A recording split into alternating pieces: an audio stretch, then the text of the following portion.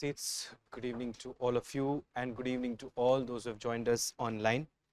So friends, let's try to quickly brush up that we already know.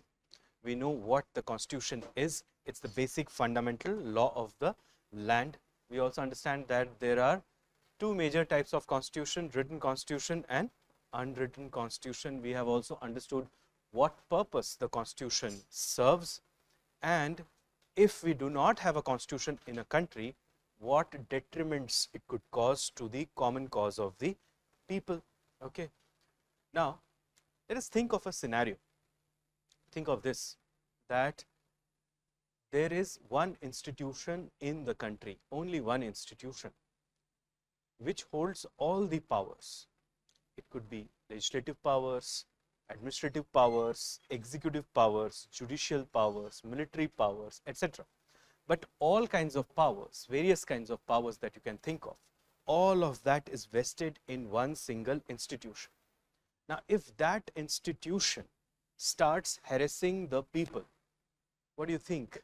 Will that be a very happy state for the people? No. There is chance that when all the powers are concentrated in one hand, then there is a chance that that power could be misused, because for power to be exercised properly, you need a person or an institution which understands the power and has the responsibility upon itself to use it for a proper purpose. But if the institution goes rogue, or if the institution or the person who is manning the institution at that moment, that person goes rogue or disarray, then they can misuse the power, and such misuse of power is known as abuse of power. And in a democracy where people hold the supreme power, people would never allow to do that. Got it? Therefore, all modern constitutions have an idea incorporated in them, and that idea is known as the theory of separation of powers. This idea was given by a French philosopher, social and political thinker called Montesquieu. He said that the powers of the government should not be concentrated in one hand. Rather, it should be divided into three wings of the government: the executive, the judiciary, and the legislature, and none should interfere in the sphere of the other two organs. Do you get that? And that is known as theory of separation of powers. So that is the first topic that we will do in the class today. Give a heading: theory of separation of powers.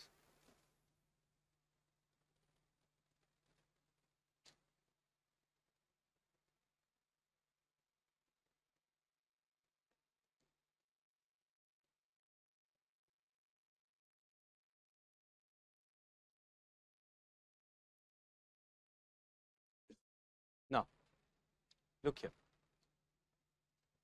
There was a very famous British historian.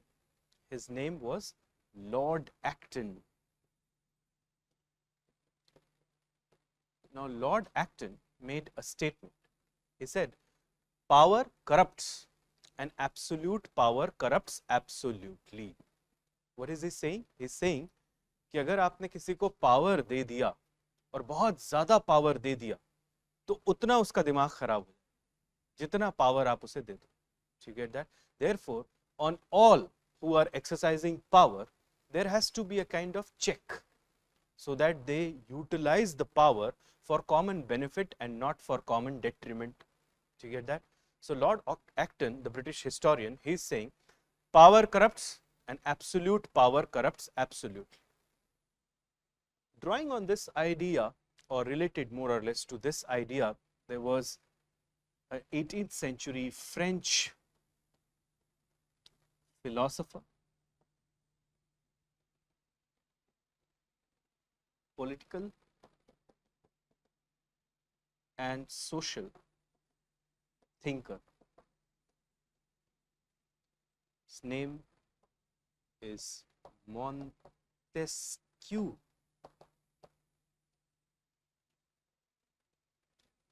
Now, he wrote a book, and that book is known as Esprit de Loi.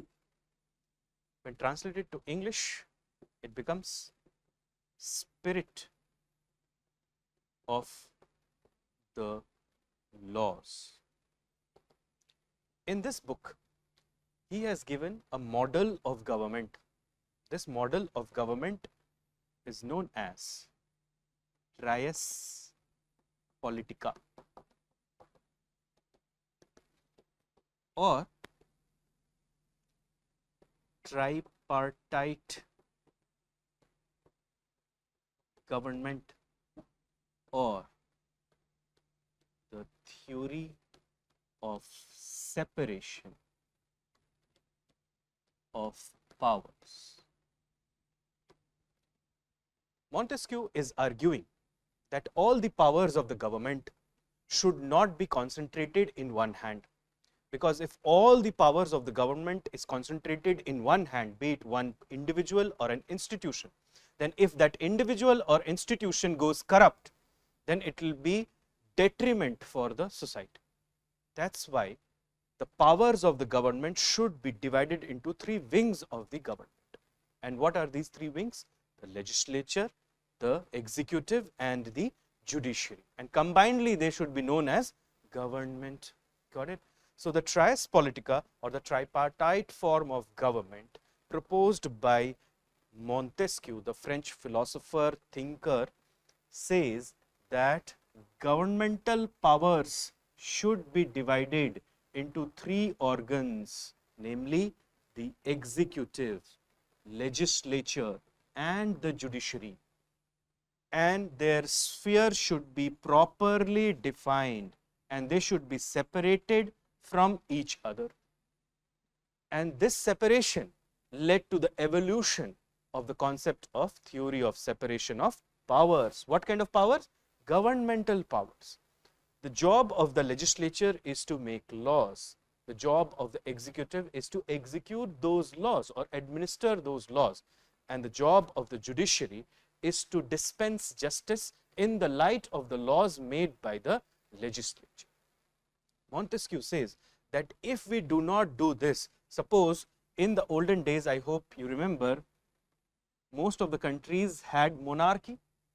And monarch was what kind of monarch? Constitutional monarch or absolute monarch? Absolute monarch. Absolute monarch had all the powers. The king was the highest executive authority. The king declared war. The king concluded peace. King appointed the diplomats to different countries. King was the lawmaker. His word was the law. And king was the fountainhead of justice. Now, if the king is a benevolent king, then the people will have a very good time.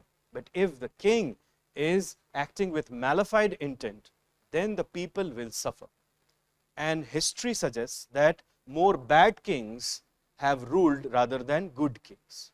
Therefore, to protect the civil liberties of the people and to uphold the idea of constitutionalism, the French philosopher Montesquieu suggested tripartite government in his book Esprit de Loi or Spirit of the Laws.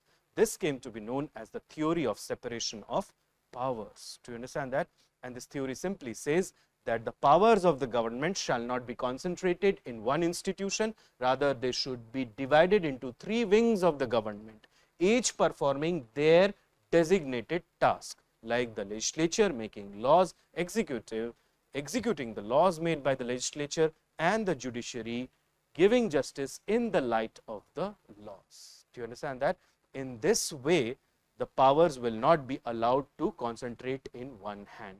And if one of the organs goes wrong, the other two can put it on path back. Do you get it? And therefore, the liberties of the people as well as the idea of constitutionalism will be protected. Who is the philosopher? Montesquieu. Okay, इनका पूरा नाम है Charles Louis सेकंडा बैरन de la Brette et de Montesquieu, लेकिन हम इसको आज से बोलेंगे Montesquieu. ठीक है, इतना बड़ा नाम आपको याद रखने की जरूरत है नहीं. बट इनकी किताब थी स्पिरिट दे लोई और स्पिरिट ऑफ द लॉज, जिससे निकल कर आता है कौन सा concept? Theory of separation of powers. And in Keshavananda Bharati versus State of Kerala, Supreme Court has said that theory of separation of powers is a part of the basic structure of the constitution, okay, which cannot be changed even by an amendment to the constitution. समझ में आ गई बात? Write down.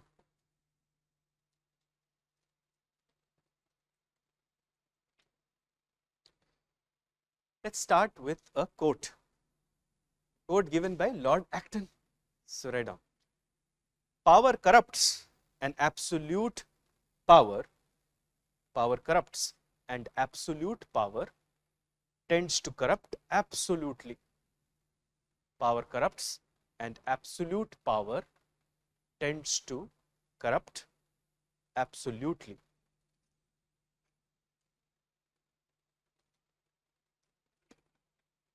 Close the inverted commas, put a hyphen and write Lord Acton. Lord Acton. In bracket you can write English historian. Lord Acton is an English historian. Now write bullet wise under that first bullet the term trias politica. The term trias politica, or separation of powers, or separation of powers, was coined by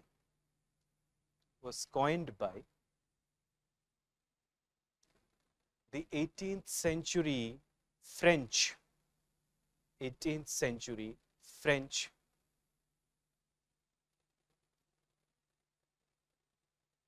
social and political philosopher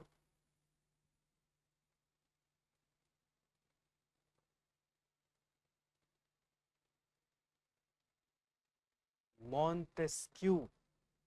Montesquieu. Montesquieu.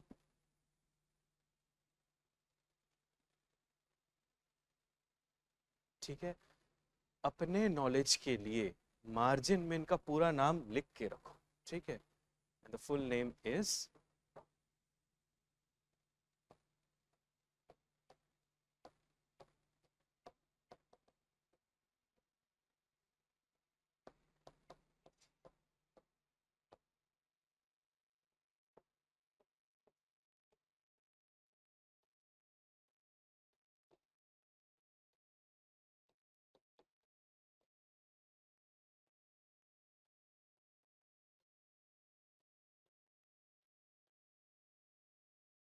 ठीक है, Baron de la Brette et de Montesquieu.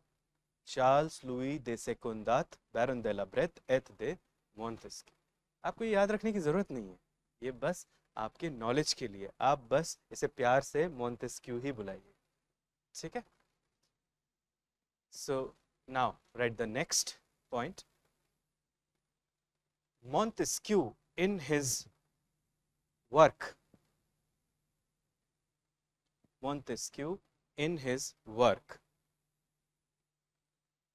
Esprit de l'Oie. Esprit de l'Oie. Obviously, this is French. Esprit de l'Oie. In bracket, you can write spirit of the laws. Spirit of the laws. Close the bracket, put a comma. 1748. 1748. Put a hyphen. Propounded the idea of tripartite government. Idea of tripartite government. Tripartite मतलब 3 parties होंगी, समझ में आया? There was a tripartite struggle that occurred in India in early medieval times. Are you aware about it? There were 3 powers fighting for control over Kannauj. And what were these 3 powers? Pratiharas, Rashtrakutas and Palas. That was tripartite struggle in early medieval India. Okay. So, tripartite government. Put a full stop. Now, by the way, look here. This book, Spirit of the Laws, isko halke mein mat lo. This book has inspired the framing of the Constitution of United States of America in 1787, and it has also inspired the drafting of the Rights of Citizen and of Man, which is the human rights document which came out of the French Revolution in 1789. Okay? Next point, you write.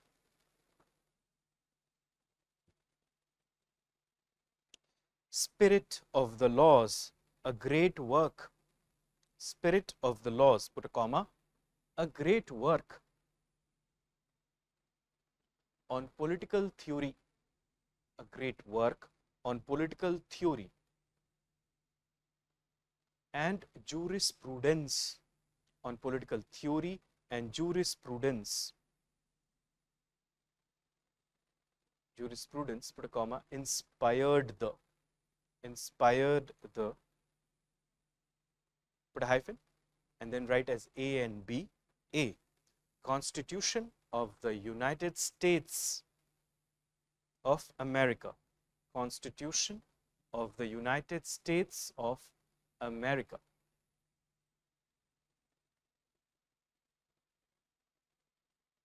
In bracket you can write 1787, 1787, close the bracket.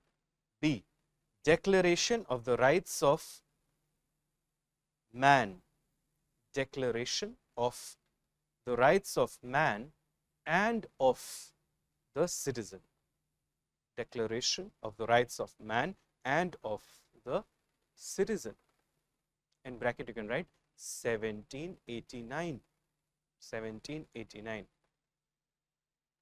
Close the bracket, put another square bracket against it and write within that square bracket Civil Rights Document from the French Revolution, Civil Rights Document from the French Revolution. Close the bracket. Next bullet, you write, according to the theory of separation of powers, according to the theory of separation of powers,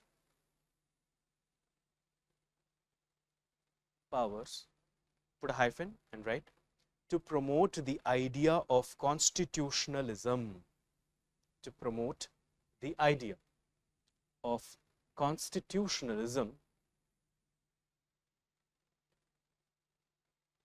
and to protect civil liberties of the people, and to protect civil liberties of the people,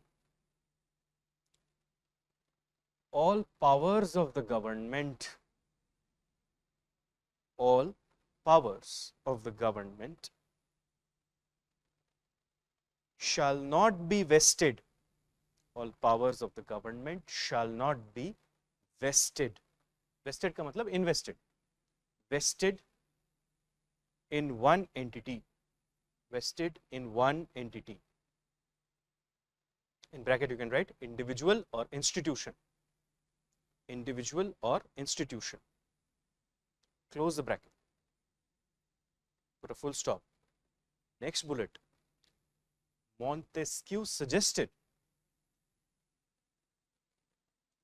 Montesquieu suggested that the powers of the government must be divided.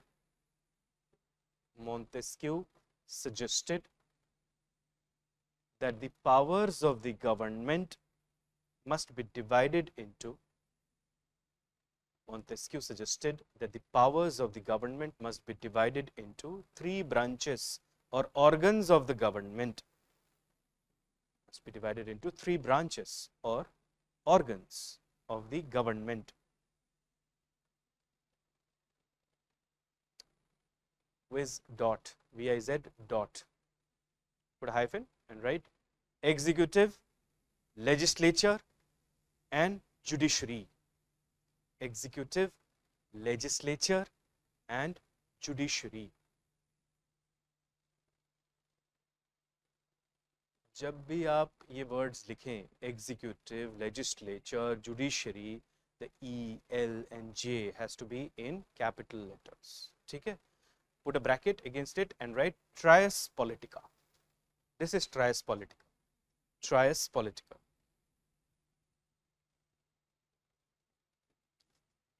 Now make a star and write this line. The objective behind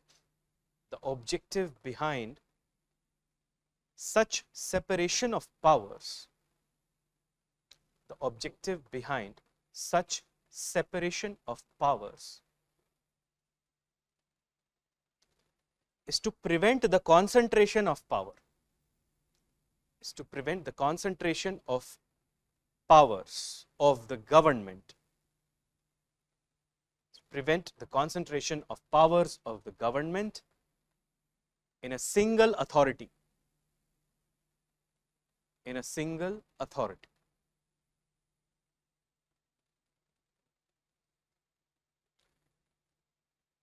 ठीक है?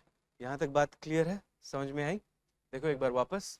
saying that Lord Acton, the English historian, said that power corrupts and absolute power tends to corrupt absolutely. जिस वजह से French philosopher Montesquieu ने बोला that all the powers of the government, meaning the executive, legislative and judicial powers, should not be concentrated in one institution. Rather, they should be separated in three organs of the government: executive, legislature and judicial organs.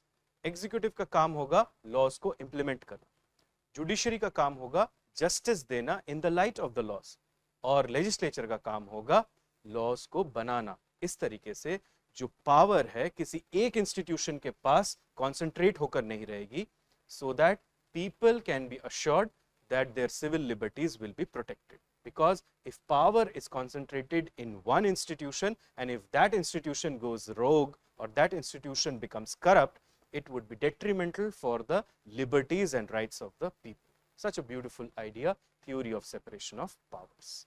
यहाँ तक बात clear है? Okay.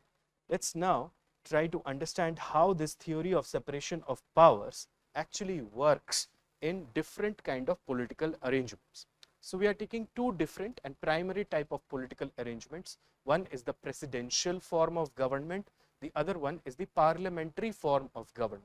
And we'll try to understand how theory of separation of powers is applicable in these two types of government. तो एक heading डाल लो, separation of powers in presidential and parliamentary form of government. Separation of powers in presidential and parliamentary form of government.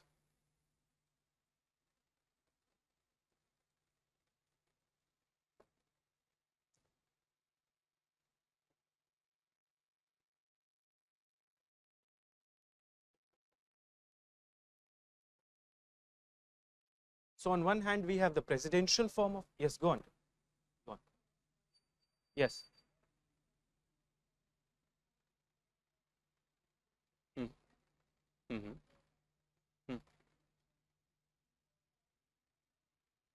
You can directly mention spirit of the laws. That would be equally good here.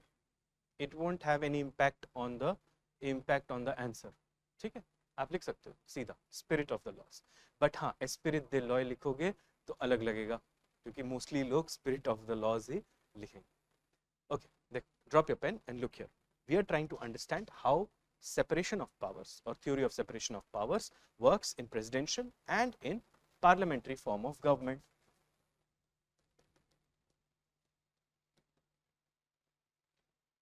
So on one hand we have presidential form of government, on the other hand we have parliamentary form of government. ध्यान से देखना इसको, एक बार देखोगे और हमेशा के लिए समझ जाओगे. In presidential form of government, the theory of separation of powers is strictly implemented. It means the legislature is separate from the executive and the judiciary. The executive is separate from the legislature and the judiciary is separate from the legislature and the executive. They are separated from each other in watertight or through watertight compartments. those who are making laws are not ministers. Those who are ministers cannot make laws. Those who are making laws cannot be judges. Those who are judges cannot be ministers or make laws. Do you understand that?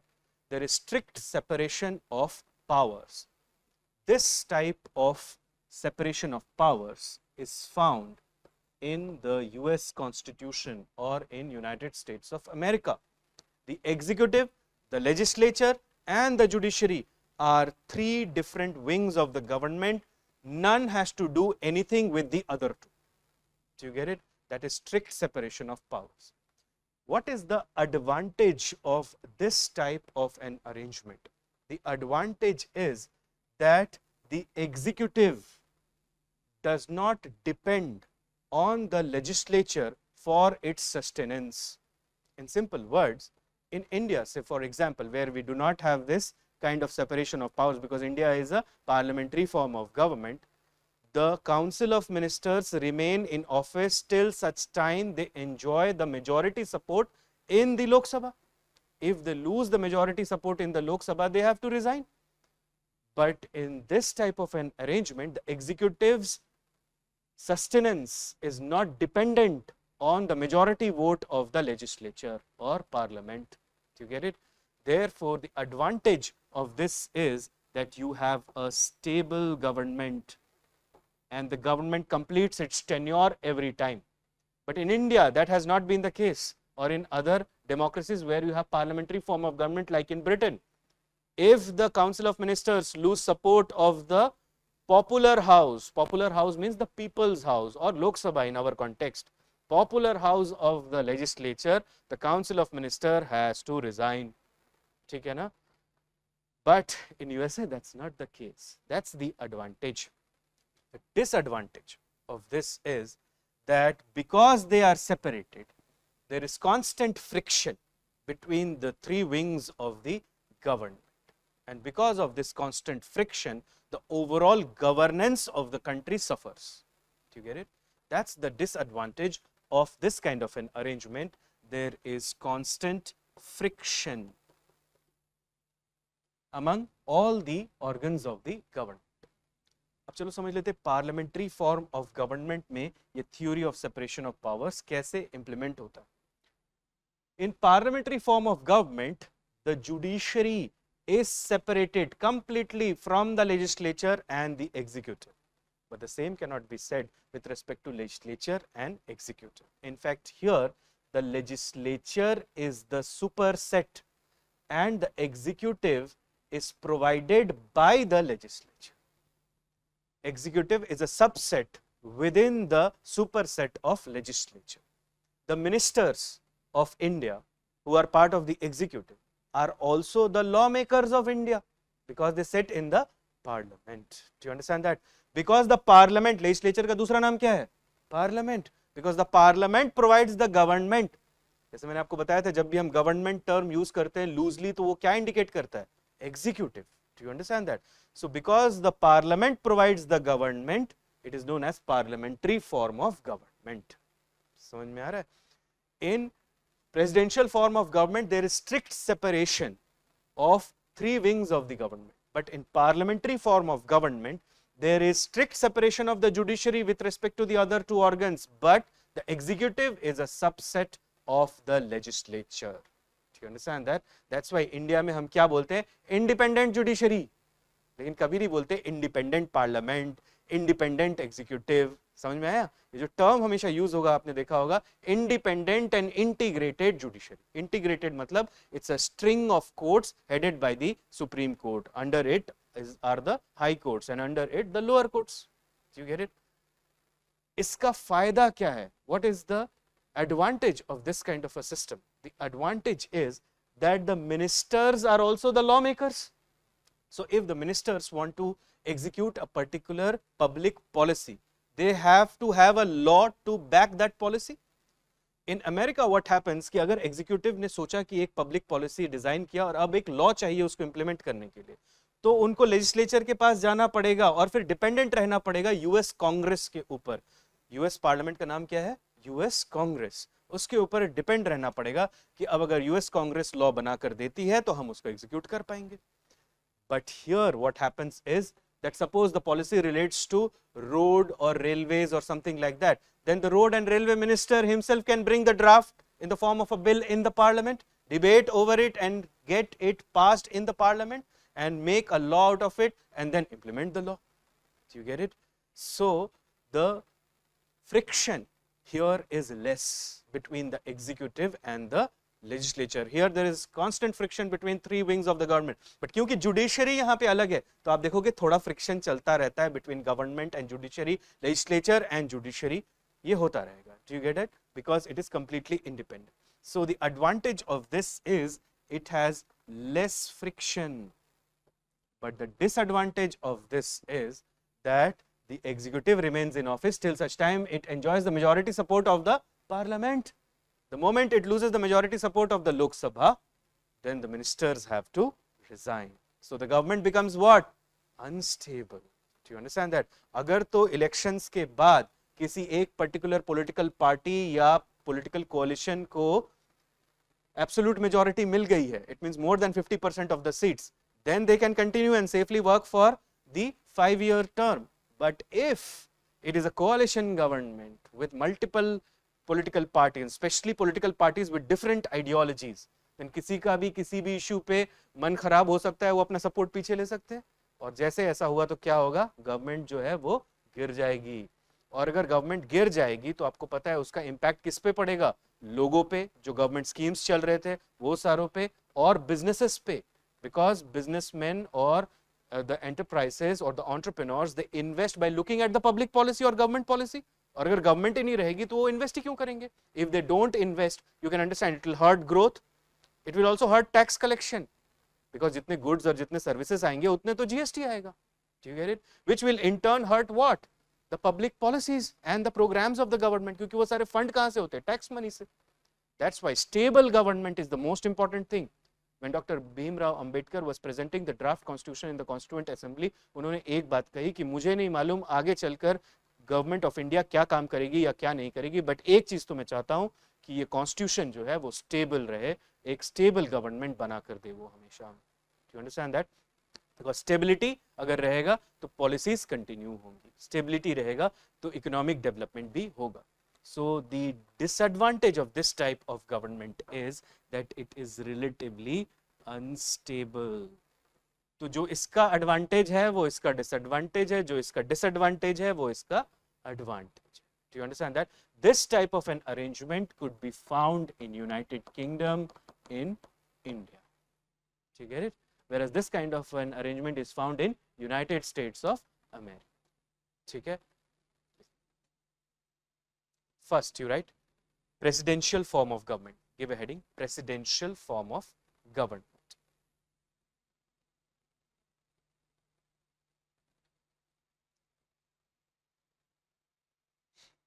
Presidential form of government. Now create some bullets under this. First bullet, it creates a strict separation of powers. It creates a strict separation of powers between the three organs of the government. Strict separation of powers between the three organs of the government. Organs of the government. In bracket you can write watertight compartments. Watertight compartments. Put a full stop and write, for example, USA. For example, USA. Next bullet, the advantage of this type of strict separation. The advantage of this type of strict separation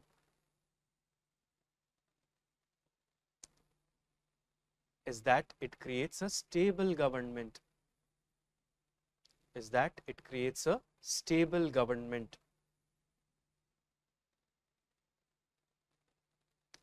As the existence of the executive, as the existence of the executive is not dependent upon existence of the executive, is not dependent upon the majority support of the majority support of the popular chamber,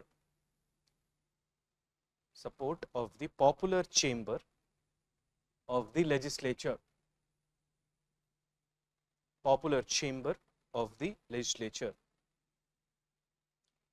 Next bullet. The disadvantage of this type of arrangement is that the disadvantage of this type of arrangement is that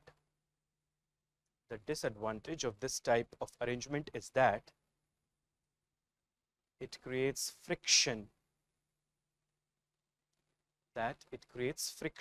among the various organs of the government.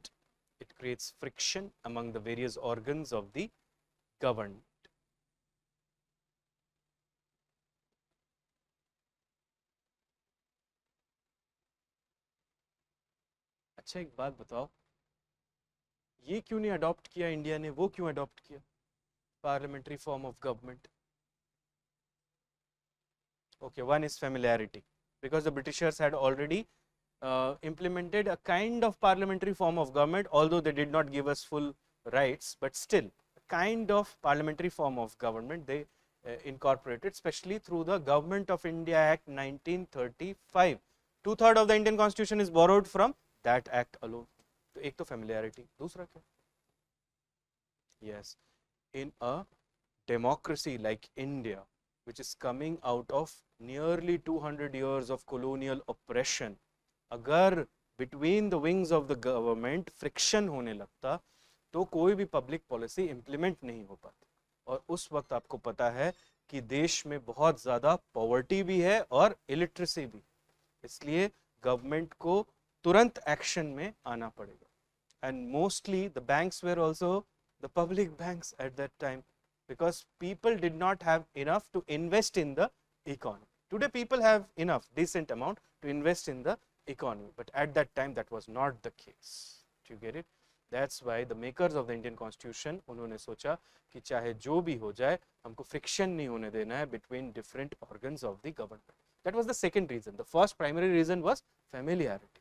वरना सबको समझाना पड़ता फिर से, और समझाने के लिए आपको पता है आपको या तो लिख कर देना पड़ेगा या तो बताना पड़ेगा.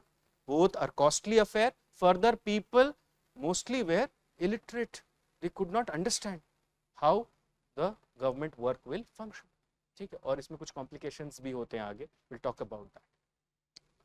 Next, you give a heading: parliamentary form of government. Second, parliamentary form of government. This was presidential form of government.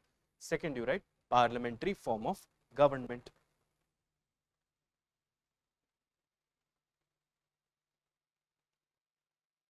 Okay, suppose I am making a statement, you tell me true or false. Okay, listen to this statement. The judiciary is strictly separated in parliamentary as well as presidential form of government from the other two organs of the government. ठीक है, तो यहीं से शुरू करते हैं. First bullet, you write, in this type of government, the judiciary is separated. In this type of government, the judiciary is separated from the executive and legislature. From the executive and legislature. But there exists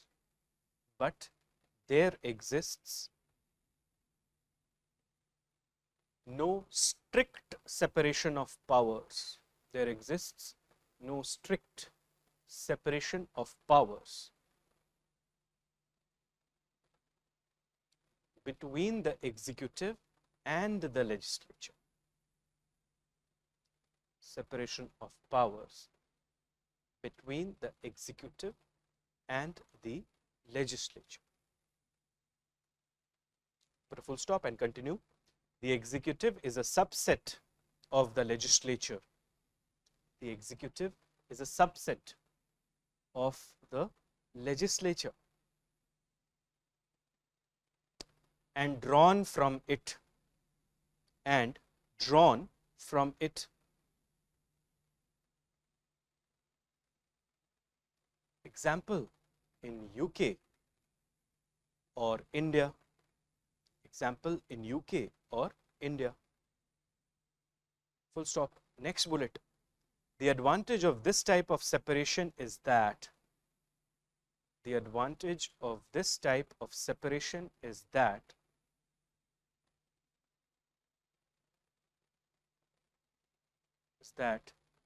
it reduces friction.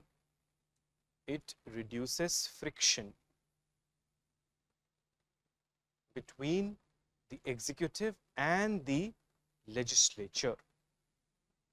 Between the executive and the legislature.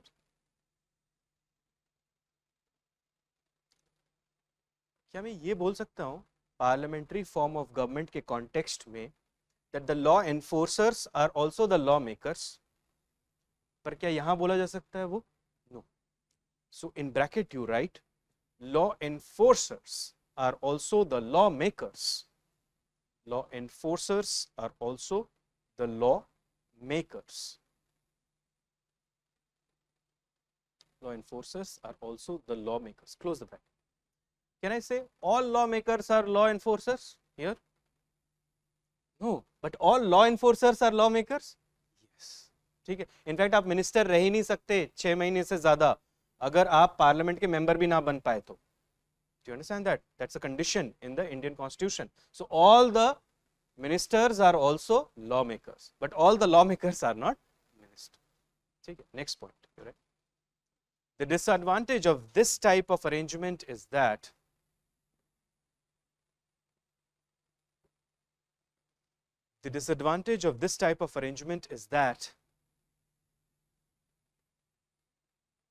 it often creates an unstable government. It often creates an unstable government. Put a bracket and write within that bracket i.e. or that is the executive remains in office. That is, the executive remains in office till the time it enjoys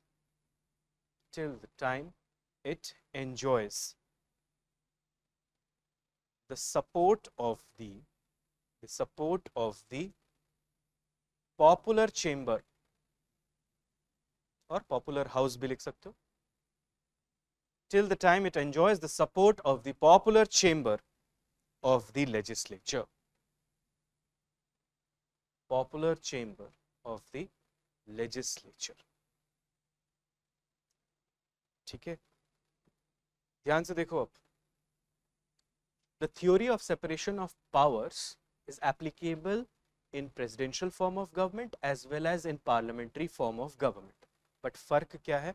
In presidential form of government, there is strict application of the theory of separation of powers. It means every wing of the government, namely the legislature, executive and judiciary, are strictly separated from each other. Do you understand that? The advantage of this is that the executive does not depend for its sustenance on the legislature. This creates stability in government. But the disadvantage it causes a lot of friction between the three wings of the government. In parliamentary form of government, the judiciary is completely separated from the other two organs of the government, but the executive is a subset of the legislature. Because the legislature or the parliament provides the government, it is also known as parliamentary form of government.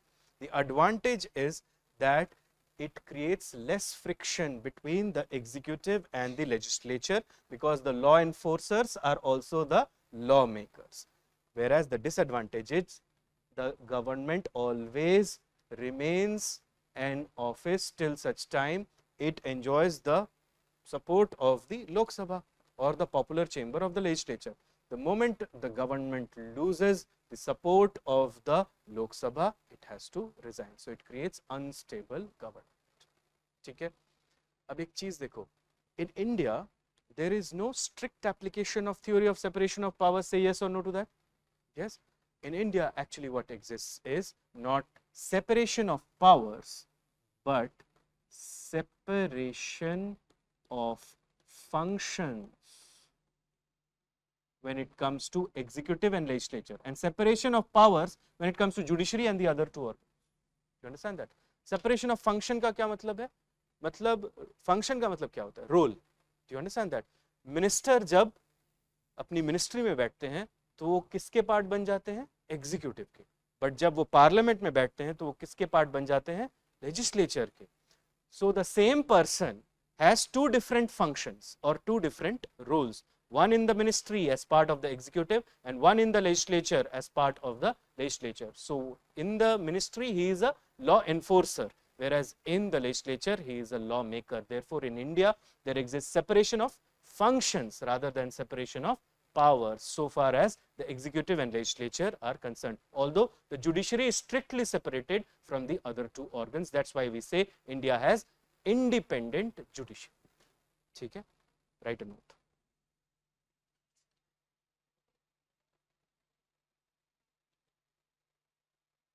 As far as legislature and executive are concerned, but if you take judiciary it becomes separation of powers.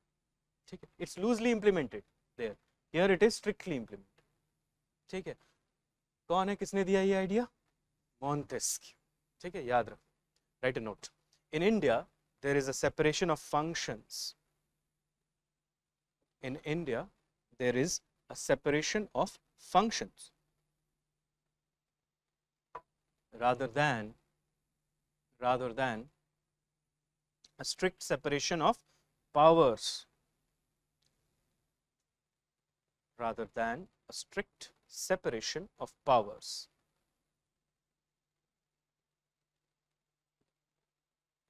As found in the Constitution of USA, as found in the Constitution of USA.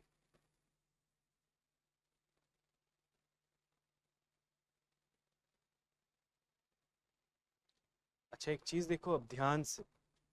In fact, separation of powers is explicitly incorporated in the Indian Constitution via an article of the Indian Constitution, and that article is Article 50. And what does it says? It says that the state shall separate the executive from the judiciary in the public services of the state. The state shall separate the executive from the judiciary in the public services of the state. मतलब executive powers और judicial powers को अलग रखना है. Article 50 ये कहता है, और यहाँ पे अगर आप टेक्स्ट देखोगे आर्टिकल 50 का तो वो क्लियरली कह रहा है कि एग्जीक्यूटिव को किससे अलग रखो? जुडिशरी से. बट कभी नहीं कह रहा है एग्जीक्यूटिव को किससे अलग रखो? लेजिस्लेचर से. Because we have what kind of government? Parliamentary form of government. और वहां पे स्ट्रिक्ट सेपरेशन नहीं हो सकता between executive and legislature. Do you understand that? So write another note. Article 50 of the Indian Constitution. Article 50 of the Indian Constitution explicitly incorporates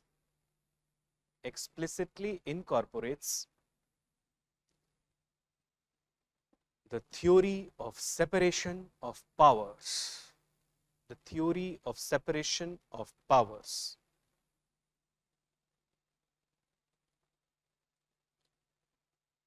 ठीक है, अब आप इंक चेंज करिए and let's write the text of Article 50. So Article 50, put a hyphen and write in inverted commas, the state shall take steps. The state shall take steps. The state shall take steps to separate the judiciary,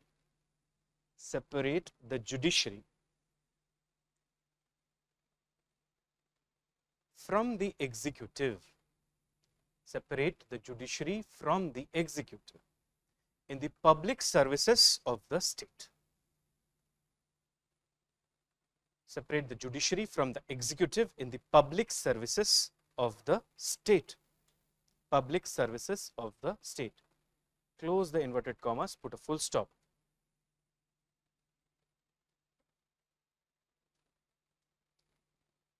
अब देखो, supreme court ने बहुत सारे important cases को handle किया है, but शायद पूरे इंडियन कॉन्स्टिट्यूशनल हिस्ट्री में इससे बड़ा कोई केस नहीं है. And I am talking about Keshavananda Bharati versus state of Kerala 1973 case. ठीक है, और ये केस एजुडिकेट हुआ था on 24th of April 1973. In this case, the Supreme Court came out with the doctrine of basic structure of the Constitution, which now puts limitation on the amendability of the Constitution or the powers of the Parliament to amend the Constitution.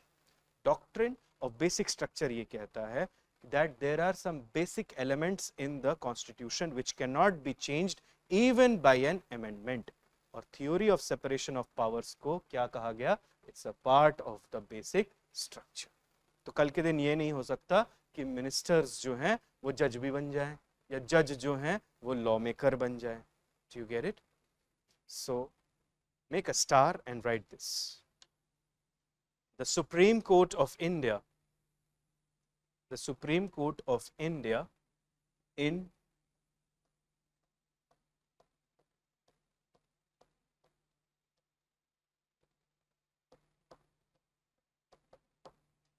Keshavanand Bharti versus State of Kerala 1973 case. Keshavanand Bharti versus State of Kerala 1973 case declared that the theory of separation of powers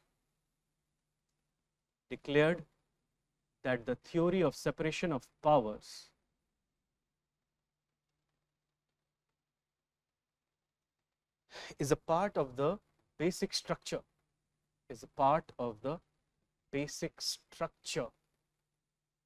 of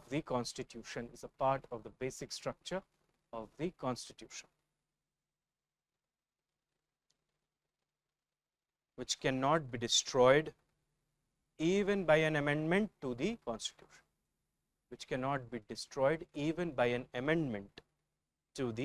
Constitution,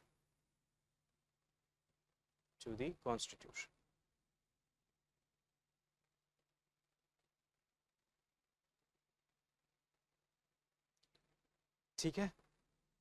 So this was theory of separation of powers.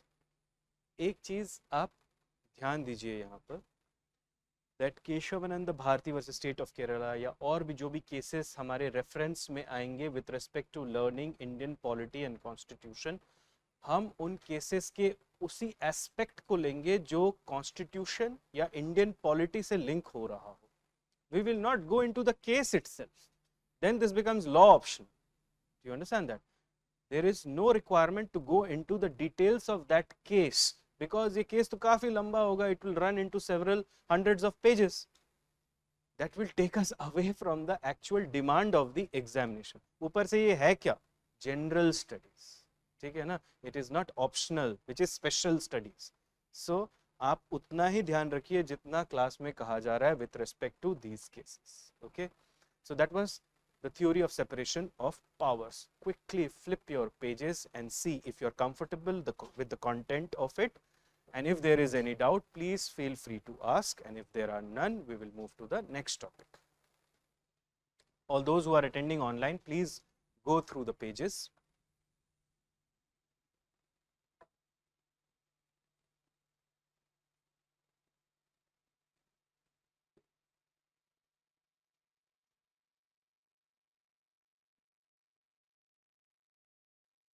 Yes, I'll take that question, dear. Hold on.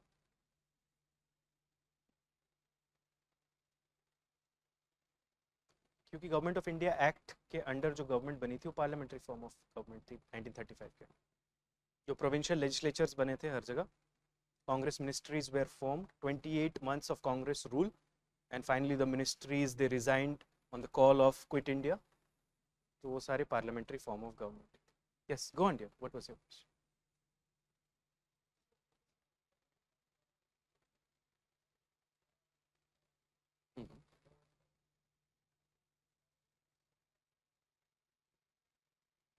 yes, yes. Hmm. Hmm.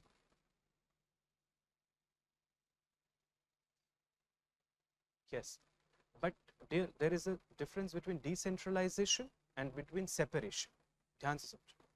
Decentralization is when power is divided at different levels, like the local level, regional level, national level. जैसे panchayats, municipalities, these were acts which decentralized power. This is separation of powers. At the same level also, power will be separated between different organs. Is that thing clear now? That's the point. Yes, go on.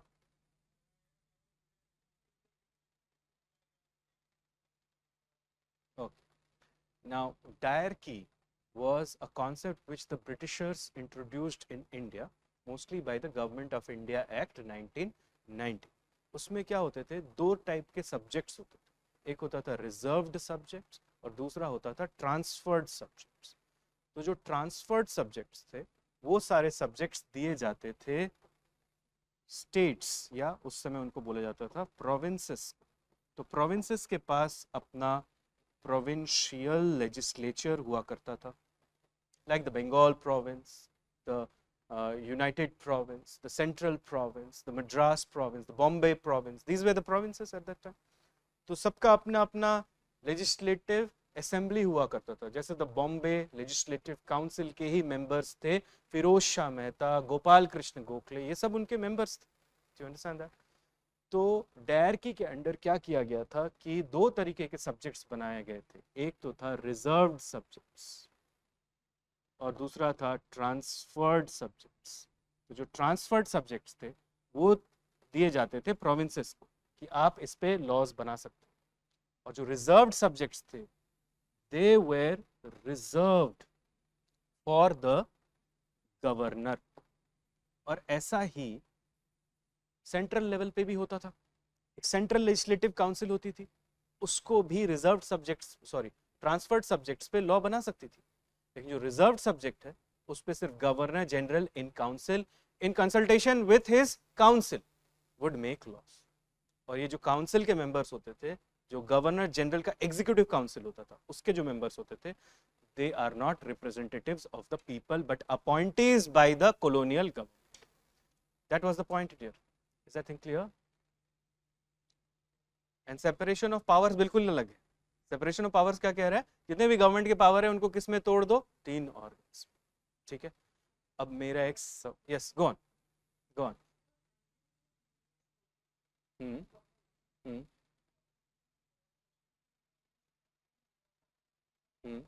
Hmm none is better, none is better, none is worse, dear, because it all depends upon the quality of governance. ठीक है.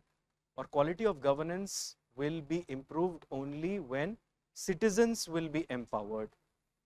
ठीक है. देखो एक country है जो world war 2 के बाद तहस नहस हो गई, उस पे 2 एटम बम गिरे. ठीक है ना. आप जानते हैं मैं कौन सी कंट्री की बात कर रहा हूँ, जापान. ठीक है ना. 10 साल के अंदर अंदर वो कंट्री जो है वो बन गई the world's second largest economy. कैसे हो? Because the Japanese are always ahead then the rest of the world. They think for the country. उन्होंने एजुकेशन में इन्वेस्ट किया, हेल्थ में इन्वेस्ट किया. और जापान तो इंपीरियल जापान भी रहा था कई दिनों तक, मतलब एब्सोल्यूट मोनार्क भी था Japan. So parliamentary form of government हो या presidential form of government हो, that's not the question dear. It's the development that the government does. Different societies have adopted different methodologies. India में जहाँ पर इतने सारे variations हैं with respect to region, language, religion, etc. Presidential form of government will make the entire thing one man centric, like it happens in United States of America. उनका population और हमारा population देखो, उनका तो 1/10 भी नहीं है हमारा जो पॉपुलेशन है उसका, और उतना वेरिएशन भी नहीं है उनकी सोसाइटी में. है डाइवर्सिटी बट इतनी नहीं जितनी हमारी है. Do you get it? And that's why parliamentary form of government gives a greater control over the council of ministers. Do you get it? Therefore in India we have thought, and the makers of the Indian Constitution thought that ये ज़्यादा अच्छा होगा parliamentary form of government, और क्योंकि Britain में ये चला है, कई जगहों पर ये चला है, तो we have also the guarantee that we can make it work, and all the development that we see in India today is also due to this form of government only. In fact जो 1991 में एक remarkable decision लिया था parliament ने, which was to liberalize, privatize and globalize, LPG reforms जो हुए थे, that was also done by a resolution of the parliament. ठीक है, तो इसकी वजह से इंडिया के लिए तो ये काम किया है, बट वी कैन नॉट से कि अब हमें प्रेसिडेंशियल बन जाना चाहिए, क्योंकि प्रेसिडेंशियल बन जाओगे तो ऐसा कुछ नहीं है कि आपकी डेवलपमेंट हो जाएगी बहुत ज़्यादा. Is that thing clear now dear?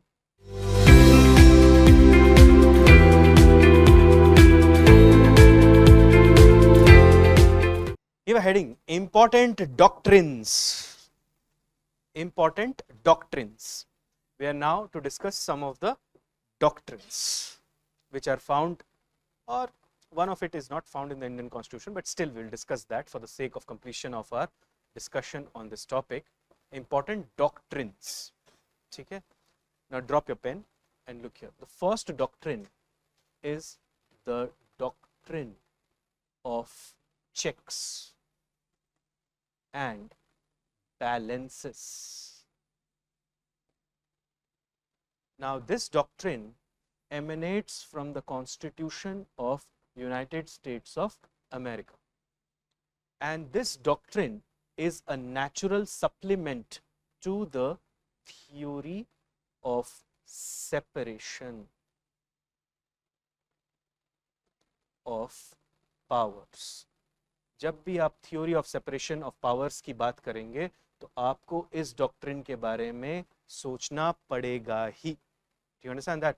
The doctrine of checks and balances is a natural concomitant, or it's a natural appendage or supplement to the theory of separation of powers. What does this doctrine says? It says that the three wings of the government, it means the legislature, executive and the judiciary, each wing will be kept in its limitation by the other two wings. Do you get it?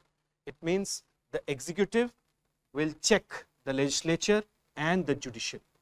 The legislature will check the executive and the judiciary. The judiciary will check the executive and the legislature, so that the balance of power between the three organs could be maintained. ध्यान से समझो मैंने क्या कहा. मैंने कहा कि in doctrine of checks and balances, the two organs of the government will check the other organ, or every organ will check the other two organs, so that all the organs remain within their constitutional limitation and does not surpass it, so that the balance of power between the three organs could be maintained and theory of separation of powers remain active in the country. ठीक है, ऐसे सोच कर how the legislature checks the executive and the judiciary, ये समझने की कोशिश करें. The legislature holds the executive responsible for its actions by asking questions. Do you understand that? In the parliament, अगर executive ने कुछ ऐसा किया है जो एंटी कॉन्स्टिट्यूशनल है, या अपने पावर्स के अलावा कोई दूसरे पावर्स में जाकर कोई काम किया है, तो पार्लियामेंट में आंसर करना पड़ेगा minister. Do you understand that? And if the voting is against the government, then the government will lose. Do you understand that? The support of the parliament, and thus the executive will be always in check, कि कुछ ऐसा ना करूं जिससे मेरे against no confidence हो जाए. कहां? पार्लियामेंट में. Do you get it? That's the legislature's check on the executive. Is that thing clear? Okay. Similarly, the judges. Suppose the judges gives the decisions not on the basis of the constitution and its provisions and the laws of the land, but on the basis of their subjective satisfaction and on the basis of their randomness, then such judges will be impeached by the legislature. Do you understand that? Impeachment proceedings आएंगी और जज को हटा दिया जाएगा उनकी कुर्सी से. तो इसलिए जजेस भी हमेशा चेक में रहेंगे. Do you get it? Similarly, let's think how executive checks the legislature and the judiciary.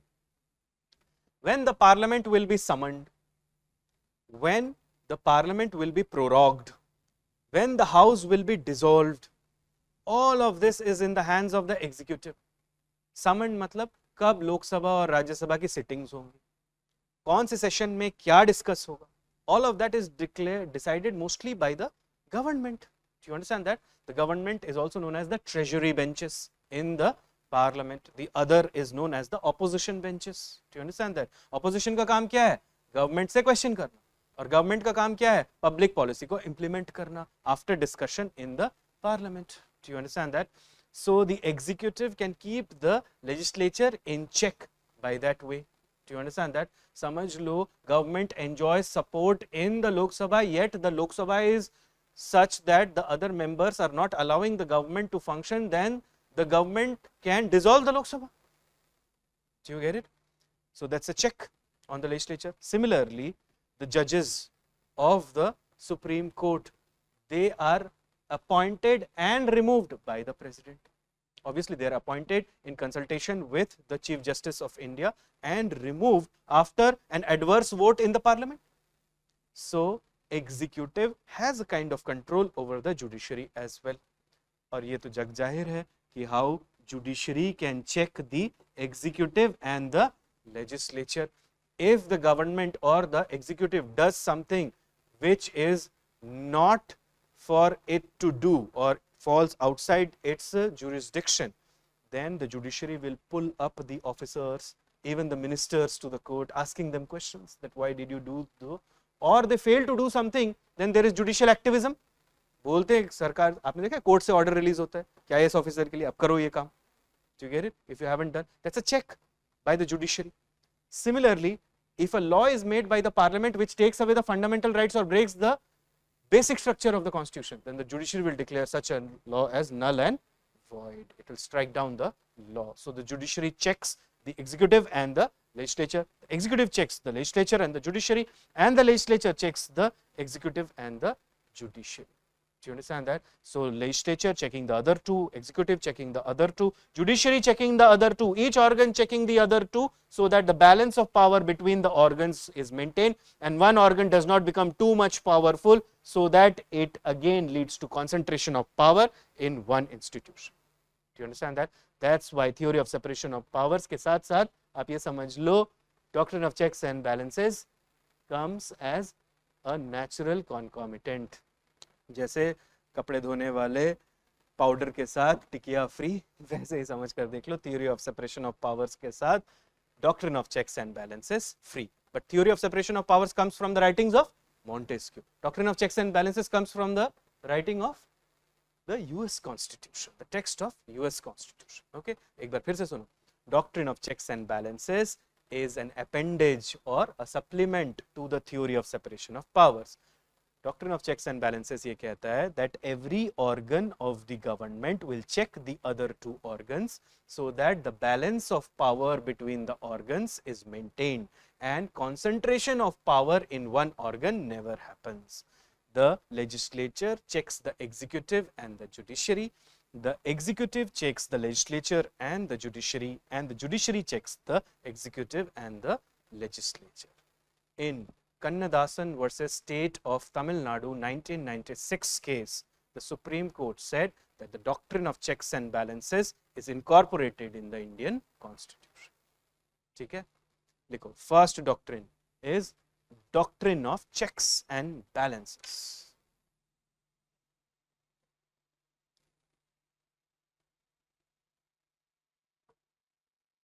Doctrine of checks and balances.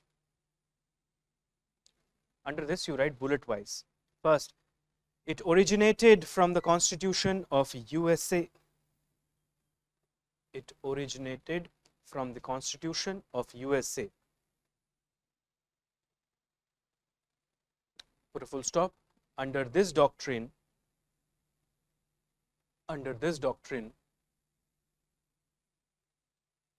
each organ of the government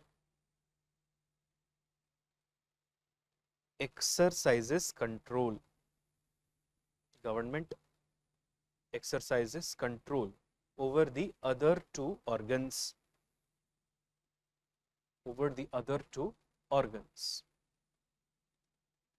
thereby preventing the organs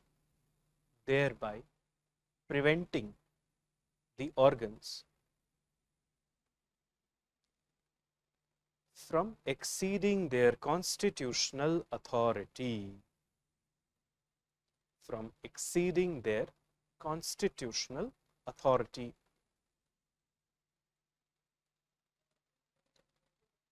Yes, preventing the organs from exceeding their constitutional authority. Full stop. Next bullet, the idea is to maintain a check. The idea is to maintain a check on every organ. The idea is to maintain a check on every organ so as to maintain the balance of power, between the organs. So as to maintain the balance of power between the organs. Next bullet you write legislature. ऐसे लिखो legislature, put a hyphen. Next bullet legislature, put a hyphen. कि legislature कैसे check करता है दोनों organs को, वो लिखेंगे. Put a hyphen and write the council of ministry or council of ministers, कुछ भी लिख सकते हो. Council of ministry remains in office till the time it enjoys the support of the legislature.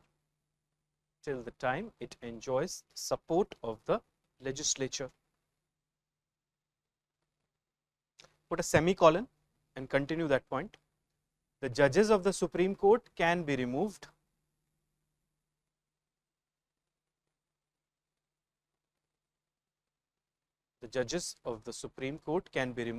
by the president if the parliament passes a resolution to that effect. Parliament passes a resolution to that effect.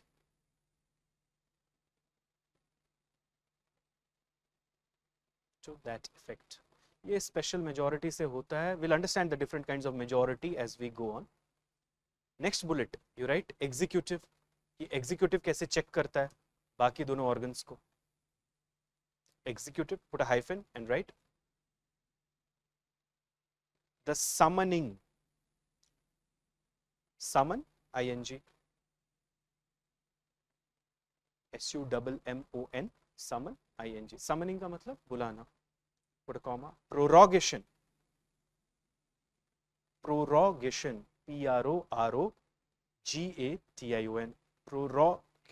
prorogation मतलब session को and कर. ठीक है, तो summoning और prorogation दोनों houses की हो सकती है, चाहे वो लोकसभा हो या राज्यसभा. बट डिसोल्यूशन कौन से हाउस का हो सकता है? Lok Sabha. Rajya Sabha can not be dissolve, it's a permanent chamber. Got it? So summoning डाला, put a comma, prorogation of the two houses and the dissolution of the lower house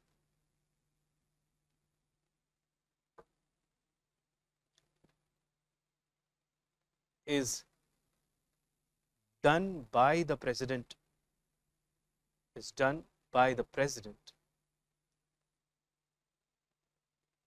according to the advice of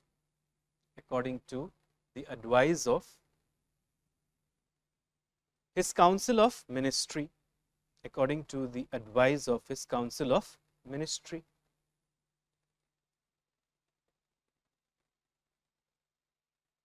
अच्छा एक बात बताइए आप, President of India is the real head or nominal head? Because the real powers are with the Council of Ministers headed by the Prime Minister. और state level पे क्या है? Is the governor the real head or nominal head? Nominal, because the real powers are with the State Council of Ministers headed by the Chief Minister. Put a semicolon and continue that point. The judges are appointed by the President. The judges are appointed by the President. By the President.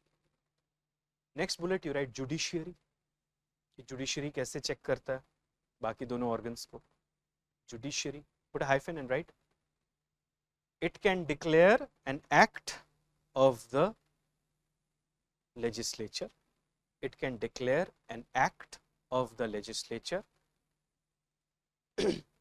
or an action of the executive, an act of the legislature or an action of the executive null and void, null and void if it violates the provisions of the Constitution.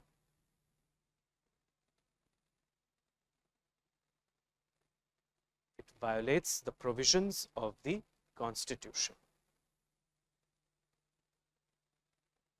Put a full stop. Now make a star and write this line. The doctrine of checks and balances, the doctrine of checks and balances is a natural concomitant, is a natural concomitant, it means supplementary, natural concomitant to the theory of separation of powers.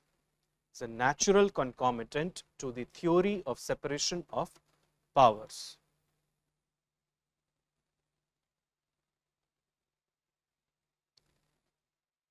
Next, you write a note and write there, the Supreme Court of India, the Supreme Court of India in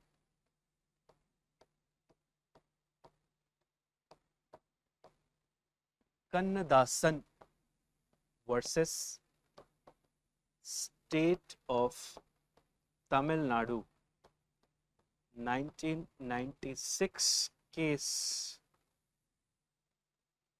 Kannadasan versus State of Tamil Nadu, 1996 case, held that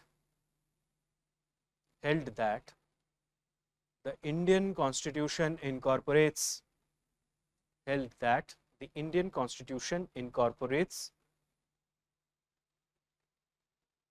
the doctrine of checks and balances. The doctrine of checks and balances. Held that the Indian Constitution incorporates, that the Indian Constitution incorporates the doctrine of checks and balances as it is needed, put a comma and write, as it is needed for the smooth functioning of democracy, as it is needed for the smooth functioning of democracy and for upholding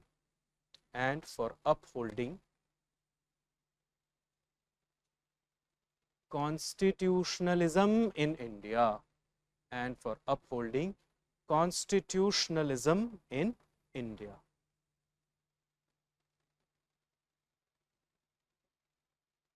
ठीक है, तो ये हुआ हमारा पहला doctrine, doctrine of checks and balances, emanates from where?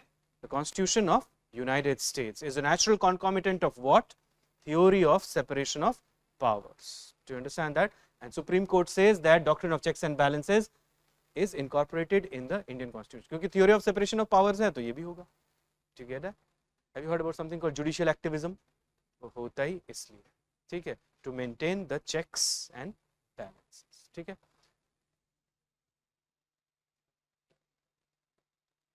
Doctrine is nothing but it's a set of beliefs. That's a doctrine. Do you understand that? Let's move to the second one. Yes, go on. Go on.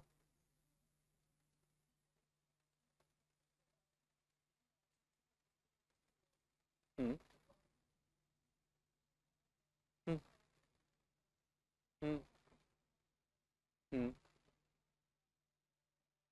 Hmm. Hmm.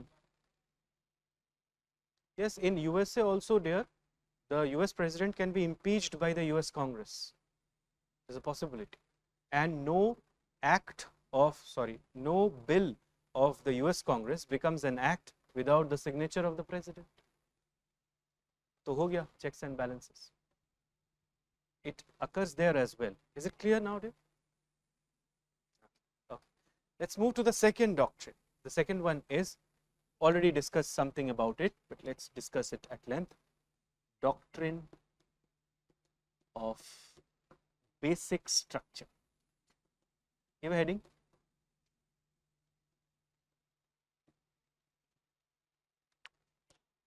Doctrine of basic structure.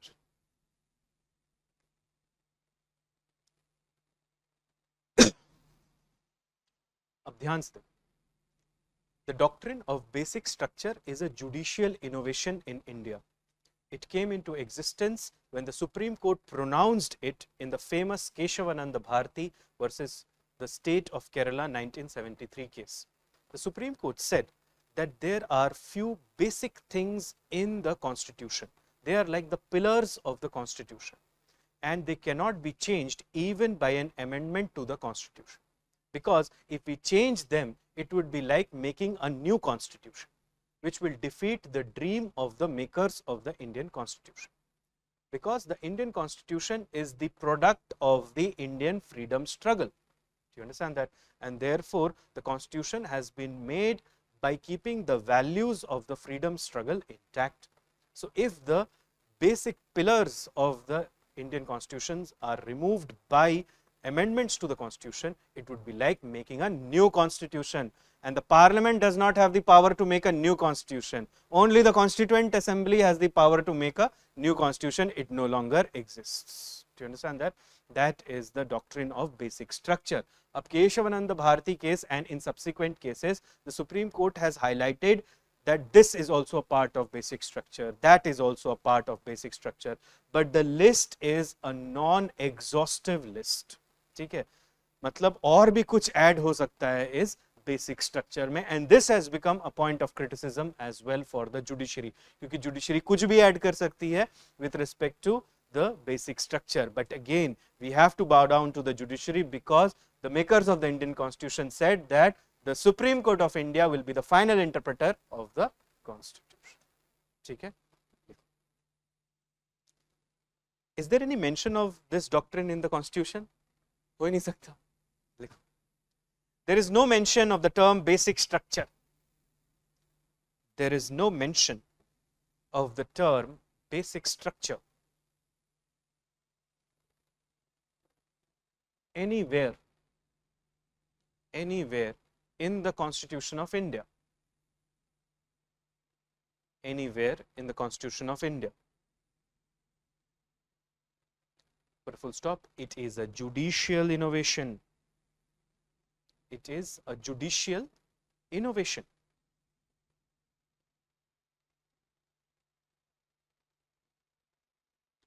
Put a full stop.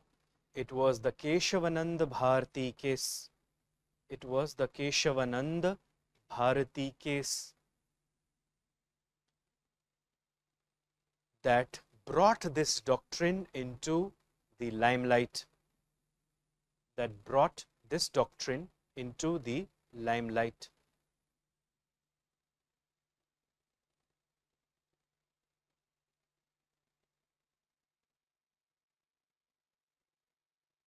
Next point, you write.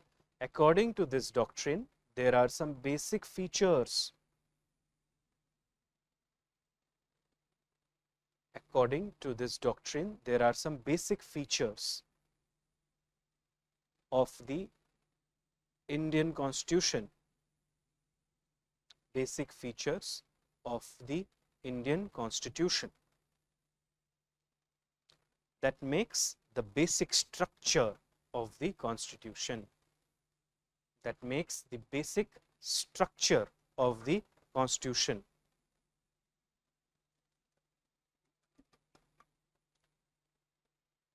Put a comma, which cannot be destroyed even by which cannot be destroyed even by a constitutional amendment, which cannot be destroyed even by a constitutional amendment, even by a constitutional amendment.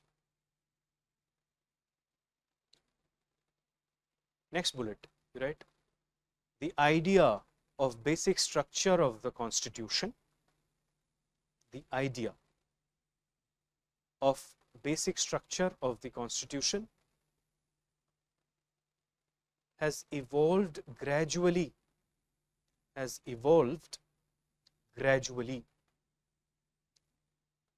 over a period of time,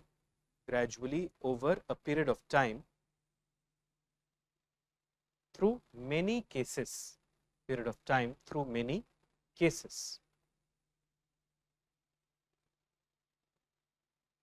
Put a full stop. Some aspects of the basic structure includes,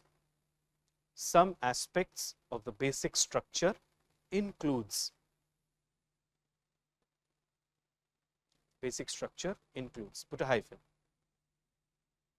and then create some sub bullets under these bullets. अब हम जो भी लिखने वाले हैं वो supreme court ने अपने बहुत सारे जजमेंट्स में बताया है that this is also a part of basic structure, that is also a part of basic structure. So the list that we will be creating of the things that are now part of basic structure comes from the rulings of the Supreme Court in various judgments. Okay, but the list is a non-exhaustive list. Keep this in mind, and more things could be added to this, and that's why you should read the newspapers regularly, क्योंकि आपको हो सकता है कुछ मिल जाए which is declared by the Supreme Court now as part of the basic structure. एक चीज आप ये ध्यान रखिए. दूसरा, प्रीलिम्स में सीधा क्वेश्चन भी आता है कई बार, which of the following are part of basic structure or not part of basic structure, कुछ भी हो सकता है. ठीक है, so create the sub bullets and keep writing. Supremacy of the Constitution, पहला, supremacy of the Constitution. You can change the ink also for writing this. Supremacy of the Constitution. Next, unity and sovereignty of India. Unity and sovereignty of India. Sovereignty of India. Next, democratic and republican form of government. Democratic and republican form of government.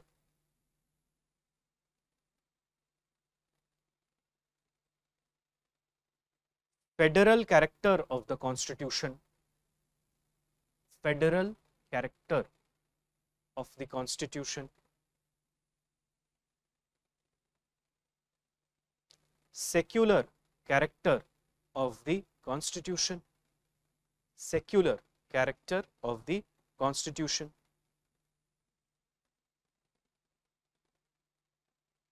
Next, separation of powers. Separation of powers. Next, individual freedom. Individual freedom. देखो इधर, इसमें हो सकता है कुछ अभी आपको समझ में ना आए, but don't worry, when we go forward in the course you will understand all of that, right? ये सबका meaning है अपना अपना. Next you write rule of law. Rule of law. Then judicial review. Judicial review. When judiciary reviews the laws made by the parliament, that is known as judicial review, and judicial review is a part of the basic structure of the Constitution. याद रखना, ठीक है? The National Judicial Appointments Commission (NJAC) that was created was declared null and void by the Supreme Court because it violated this basic structure or part of the basic structure, which was independence of the judiciary. ठीक है? And judicial review. तो लिखो next. Parliamentary system.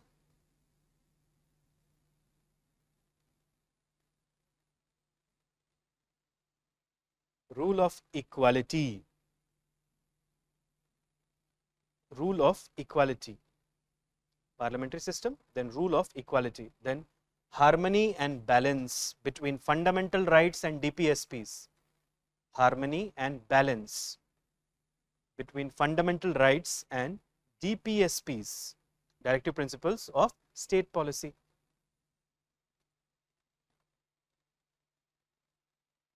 Free and fair election.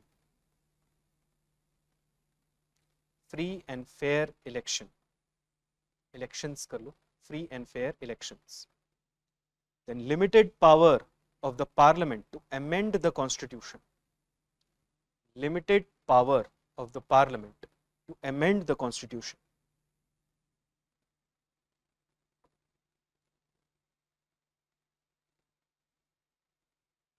तो एक तो ये substantial limitation है of basic structure और एक प्रोसीजरल लिमिटेशन है कि एक स्पेशल प्रोसीजर फॉलो करना पड़ेगा अमेंडमेंट के लिए. That procedure is mentioned in article 368 of the constitution. Got it?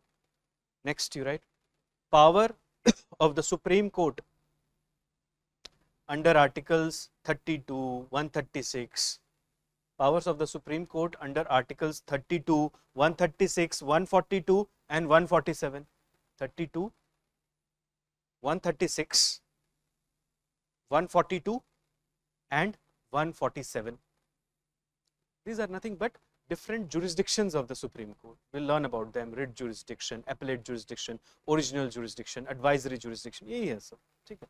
Next, powers of the high courts under articles. Powers of the high court under articles 226 and 227. 226 and 227. तो ये भी वैसे ही कुछ high courts के powers है. अभी इन पे ज़्यादा ध्यान नहीं देते हम because it will be like going away from what we have to study. उसके बाद आप क्या करो, जो भी आपने लास्ट में लिखा है, लास्ट बुलेट जो भी लिखा है हाई कोर्ट वाला, उसके नीचे आप ऐसे डॉट डॉट डॉट थोड़ा करो. इसका मतलब और भी ऐड हो सकता है विथ टाइम. थोड़ी सी जगह छोड़ दो यहाँ पर and then make a star and write a point. The above list is non-exhaustive in nature. The above list is non-exhaustive in nature.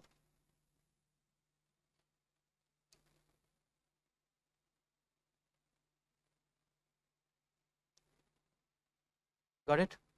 Is non-exhaustive in nature. So this was the second doctrine, doctrine of basic structure. So doctrine of basic structure क्या कहता है कि constitution में कुछ ऐसे basic features हैं जिसको amendment के जरिए भी आप चेंज नहीं कर सकते. You can not change them even bye an amendment. And if the parliament makes an amendment act which tinkers with the basic structure, the Supreme court will strike down that amendment act and call it null and void, because changing the basic features would be similar to changing the constitution. That will defeat the aims of the makers of the Indian Constitution. ठीक है. Next doctrine is the doctrine of pith and substance. Doctrine of pith and substance.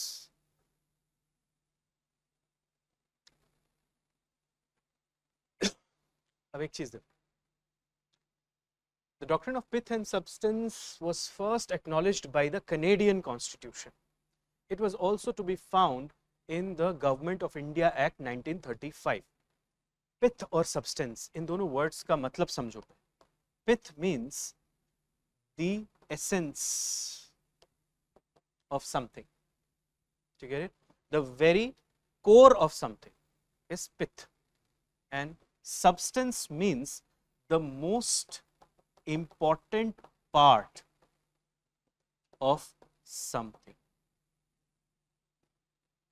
That is substance. Doctrine of pith and substance लगाकर ये पता किया जाता है कि जो 7th शेड्यूल में 3 लिस्ट दिए गए हैं, एक यूनियन लिस्ट, दूसरा स्टेट लिस्ट और तीसरा कंकरेंट लिस्ट. यूनियन लिस्ट में जो भी सब्जेक्ट्स हैं उस पे सिर्फ union parliament can make laws.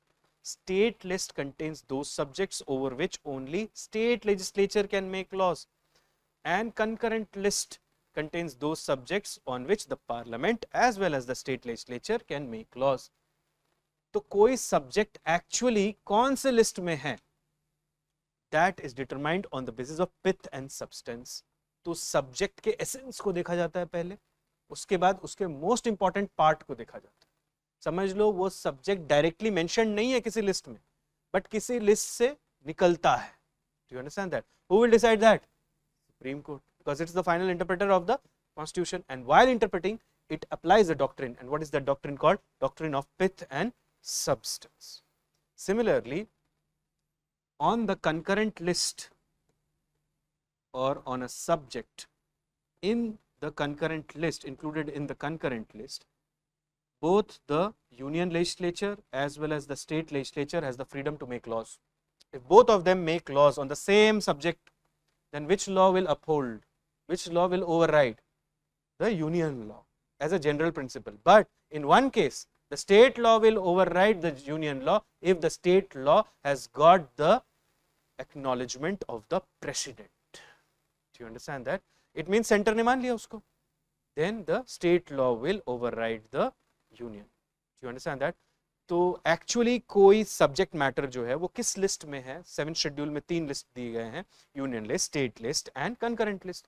तो कैसे पता करेंगे? By applying this doctrine, doctrine of pith and substance. Pith means the essence of something, the core of something. Substance means the most essential or most important part of something. ठीक है? Pith means true nature or essence. Pith means true nature or essence. Put this expression to true nature or essence into single inverted commas. And substance means the most important or essential part of something. The most important or essential part of something.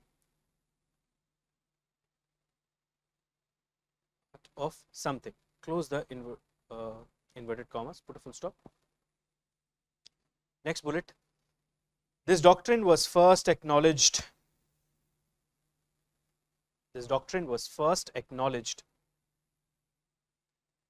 in the Canadian Constitution. First acknowledged in the Canadian Constitution. Canadian Constitution. And in India, it came to be adopted. And in India, it came to be adopted in the pre-independence period. And in India, it came to be adopted in the pre-independence period under the Government of India Act 1935. Under the Government of India Act 1935.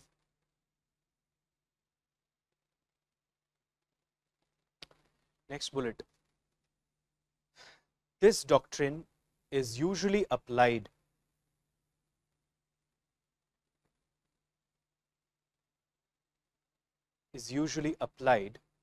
where the question arises of determining whether a particular law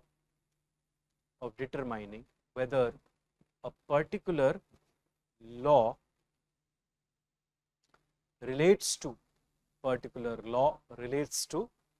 a particular subject. Particular law relates to a particular subject mentioned in the 7th schedule. Mentioned in the 7th schedule.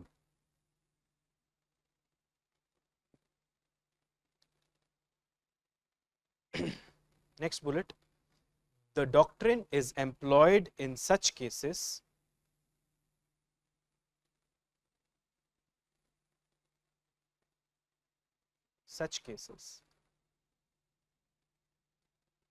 where the court has to ascertain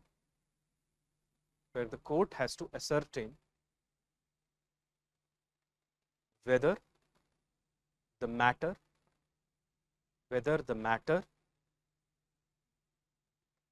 belongs to the union or state or both. Belongs to the union or states or both. Union or states or both.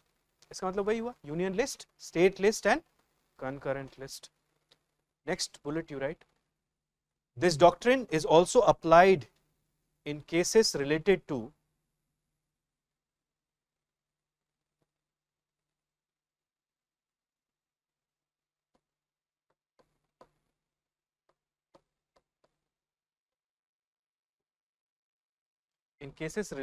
repugnancy. Repugnancy का मतलब friction. Repugnancy in laws, related to repugnancy in laws made by the parliament, laws made by the parliament and state legislatures and state legislatures. Put a full stop.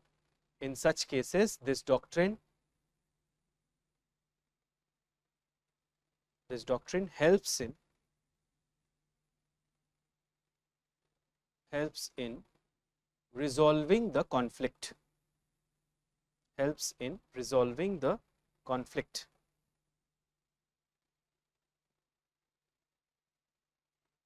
Okay, let's move to the next doctrine, fourth one. Doctrine. Yes, go on.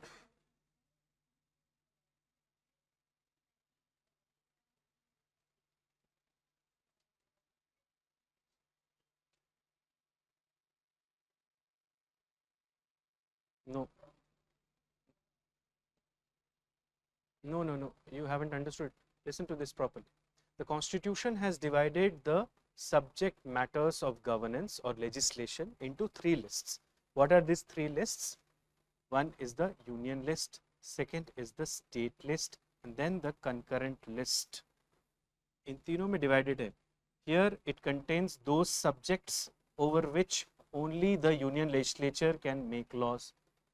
Here on the subjects that are included only the state legislature can make laws. और यहाँ पे जो subjects हैं, over this both state legislature and union legislature can make laws. Now what I said is that suppose there is a subject S1 here on which union has also made a law L1 and state has also made a law L2, and there is now a friction between L1 and L2. So which one will override?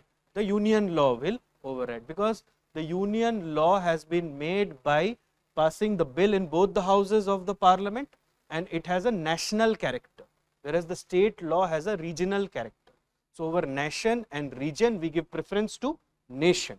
Do you understand that?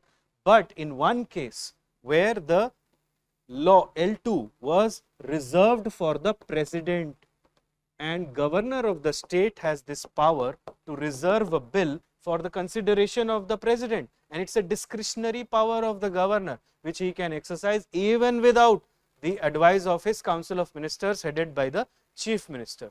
Now when the governor has reserved this for the consideration of the president and the president has acknowledged it and says that yes, this law will work, then in such cases this law will override this one. Why? Because now the president has said so. Do you get it? Now if your question there is that the president will always take the side of the center, the answer is yes. Why not? He should. If he does not, he will be impeached. Do you get it? He will be impeached.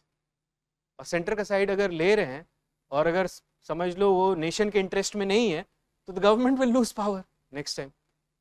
Ultimately किसके पास power है? लोगों के पास. ठीक है, तो इस पूरी country पे किसका राज है? लोगों का. ये हमें समझना पड़ेगा. But this also creates a kind of responsibility on us, right? Voters, कई लोग ऐसा होते हैं कि वोट ही नहीं देते. They never exercise their power of voting. That would be like you are making a mockery of democracy. अच्छा, doctrine of incidental and ancillary powers. This is the next doctrine. You have heading doctrine of incidental and ancillary powers. अब याद है आपको जैसे doctrine of checks and balances is an appendage for what? Theory of separation of powers. And this doctrine of incidental and ancillary powers is an appendage to the doctrine of pith and substance. Pith and substance में ध्यान से सुनना है इसको एक बार, थोड़ा confusion होता है. Pith and substance में ये decide हो जाता है कि ये matter किसका है, यूनियन का, स्टेट का या दोनों का. You get it? And now suppose it is decided that the matter, subject matter belongs to the union. So for executing the law, union needs some incidental powers and ancillary powers. Incidental powers and ancillary powers means some other related powers that are required to now implement it. Do you get it? और हो सकता है उसमें से कुछ power state के पास ही हो बस. So the court will give that power to the union for executing that subject because the pith and substance has been established. Do you get it? Like say for example, this is the main trunk of a tree and these are branches of the tree. Imagine something like this. So this is the main thing, this is ancillary. Do you get that? और incidental, incidental मतलब क्योंकि मैं इस पे law बना रहा हूं तो दूसरे पे भी लॉ बनाना पड़ेगा मुझे to make this law work. Like say for example, can you make a law related to taxation without making a law related to income? कैसे बना सकते हो? So that would be an incidental law related to the taxation law. Do you get it? That is the doctrine of incidental and ancillary powers. It gives incidental, incidental मतलब क्योंकि आप बना रहे हो लॉ उस पे तो because of that coincidence this power goes to you. Ancillary means because you are working on the main trunk, some branches would also be required to make it functional, and these are ancillary powers. Do you understand that? तो अगर समझ लो matter तय हो गया कि state का है लेकिन उसके लिए अगर इंप्लीमेंट करना है तो कुछ ऐसी चीज यूज करनी पड़ेगी जो सिर्फ यूनियन के पास है. Court will give that power to the state for implementing it. Do you understand that? But the court will also not violate the basic structure of the constitution. अगर कुछ लिखा है कि ये पावर सिर्फ सेंटर के पास होगा and that's a part of basic structure, court will not violate it. Do you get it? Right. It has developed as an addition. It has developed as an addition to the doctrine of pith and substance. It has developed as an addition to the doctrine of pith and substance.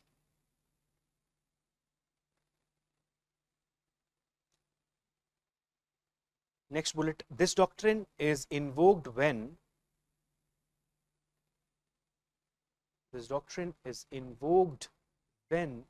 there is a need to aid. This doctrine is invoked when there is a need to aid the principal legislation in question. There is a need to aid the principal legislation. It means the main law. Principal legislation, in bracket you can write the main law. Principal legislation in question. Put full stop and write in question. Put a full stop and write the doctrine of pith and substance deals only with the subjects.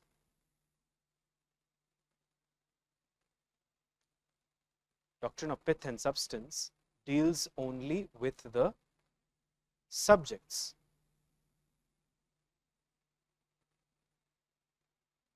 But the doctrine of incidental and ancillary powers,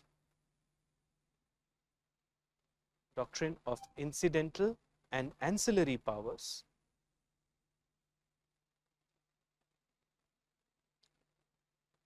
deals with the matters connected to the subject. Deals with the matters connected to the subject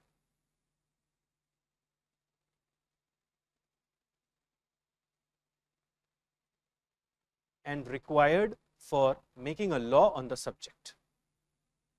And required for making a law on the subject.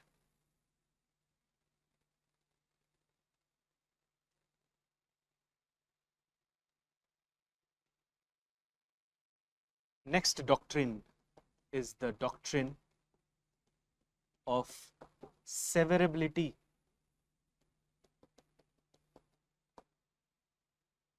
Severability. Yes. Yes.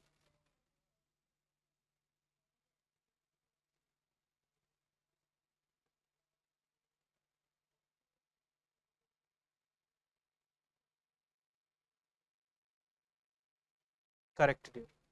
Yes. It can be found. Good. Now, severability. Severance का मतलब क्या होता है? किसी चीज को काट के अलग कर दे. That is known as severance. Okay.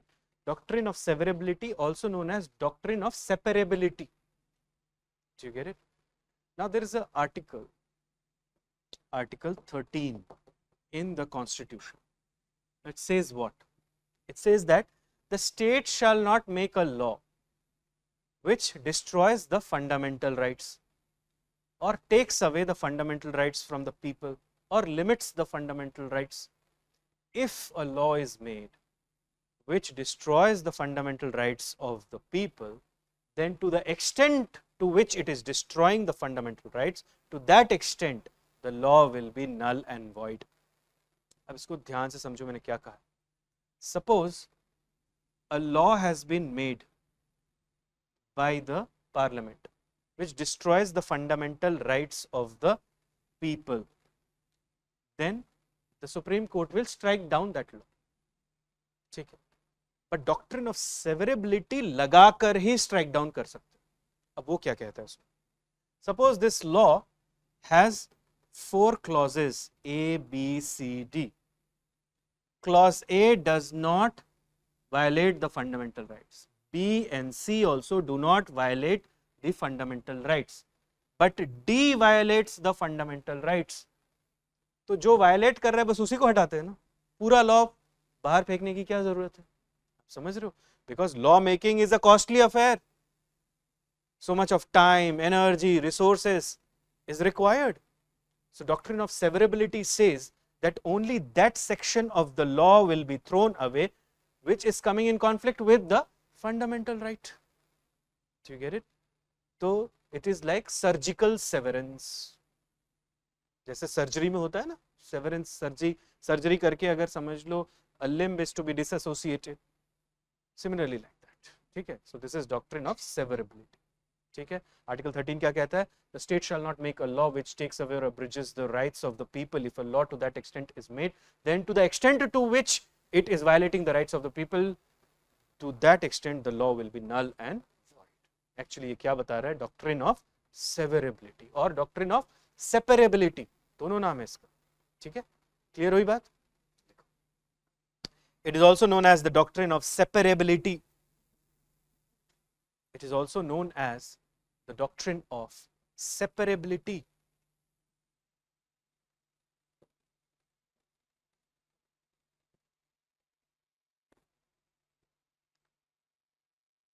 And it protects the fundamental rights of the citizens.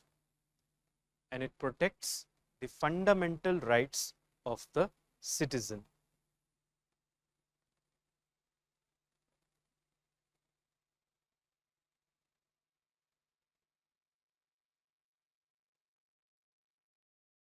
Next bullet.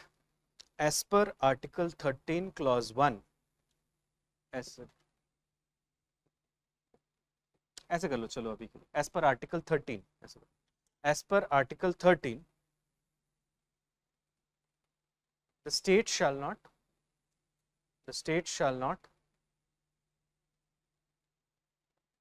make a law. State shall not make a law which violates the fundamental rights.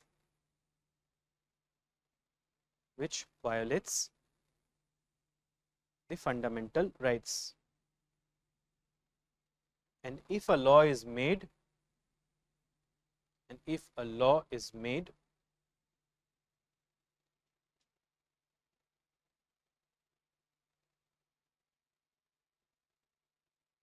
that is inconsistent, if a law is made that is inconsistent with the fundamental rights.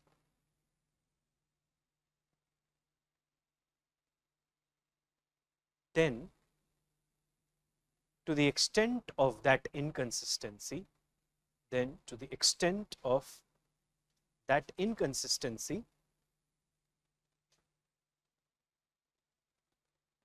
law shall be void.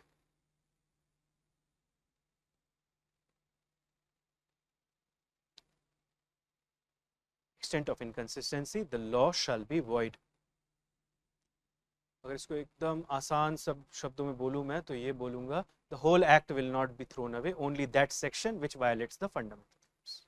ठीक है, तो लिखो the whole act would not be held invalid. The whole act would not be held invalid, but only the provisions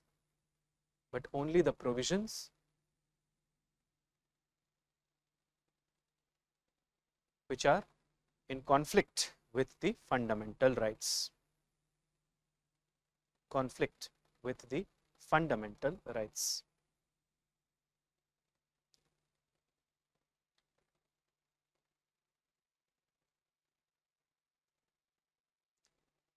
ठीक है, next doctrine is doctrine of eclipse. Doctrine of eclipse.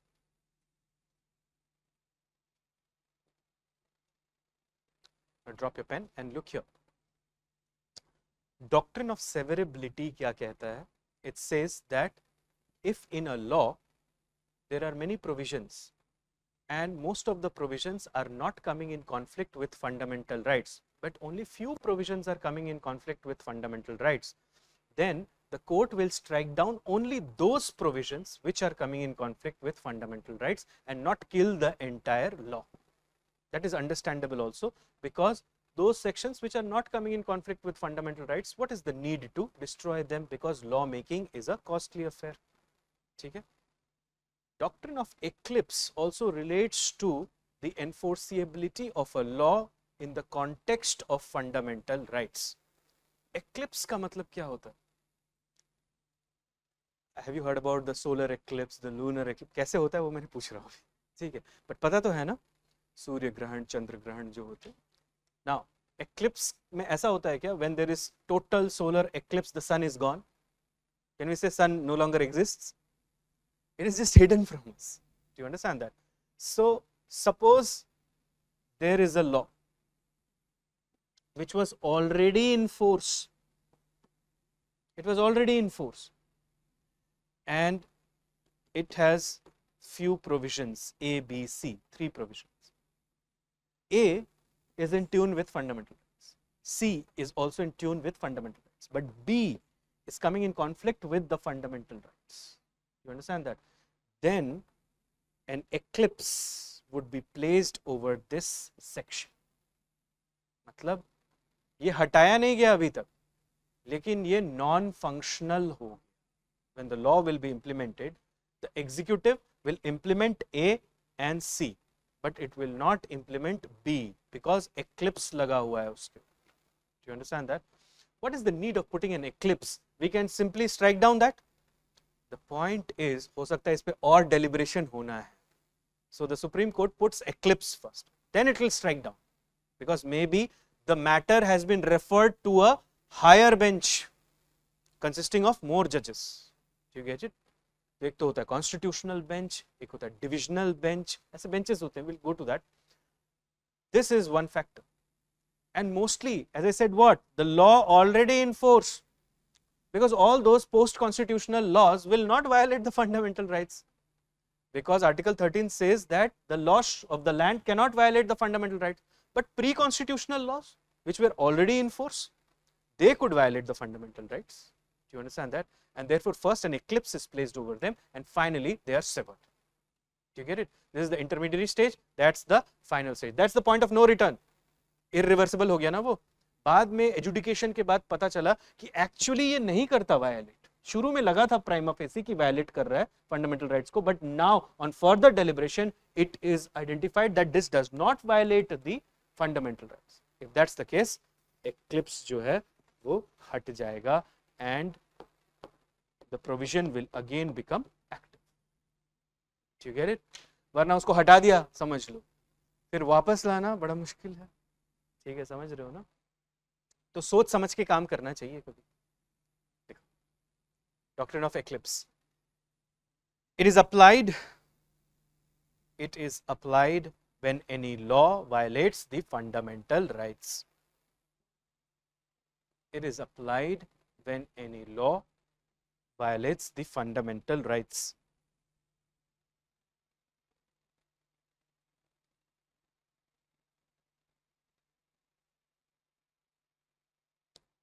तो देखो, ये ऐसा है कुछ, आप समझने की कोशिश करें कि एक तो क्लॉज है लॉ का और उसका कंपटीशन किसके साथ है? Fundamental rights. तो फंडामेंटल राइट्स इसके ऊपर आ जाता है और एक्लिप्स लगा देता है. You understand that?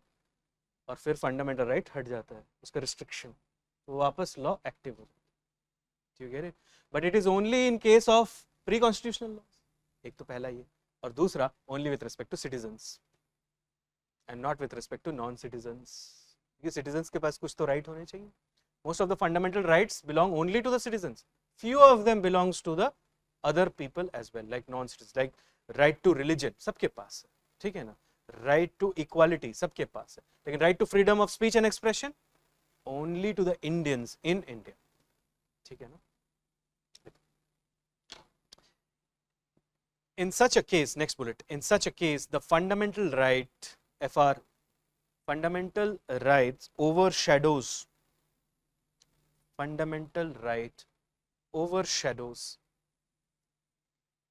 the act and makes it unforeseeable, unenforceable, not unforeseeable, unenforceable, but not void ab initio.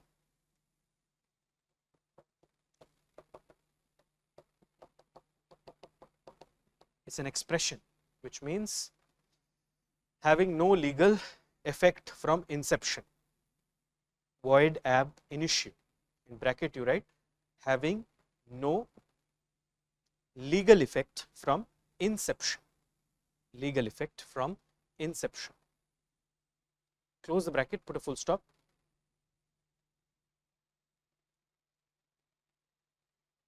Next bullet you write, they can be reinforced if the restrictions,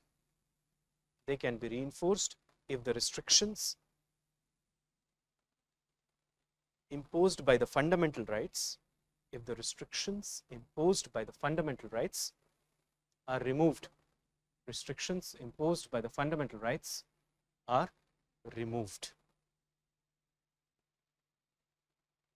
Next bullet. It is only against the citizens. It is only against the citizens that these laws, remain in dormant condition. These laws remain in dormant condition.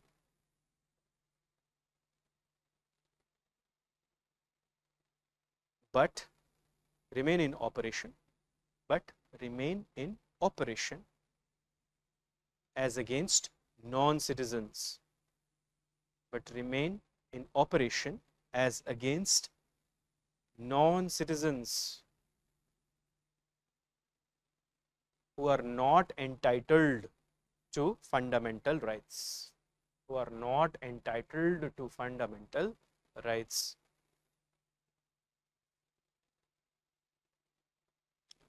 कौन से law पे लगेगा ये? Pre constitutional या post constitutional? Pre constitutional.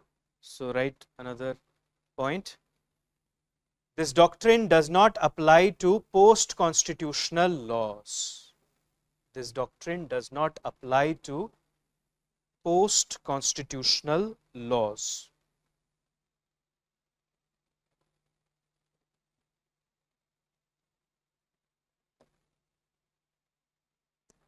So the seventh doctrine is doctrine of territorial nexus. Doctrine of territorial nexus.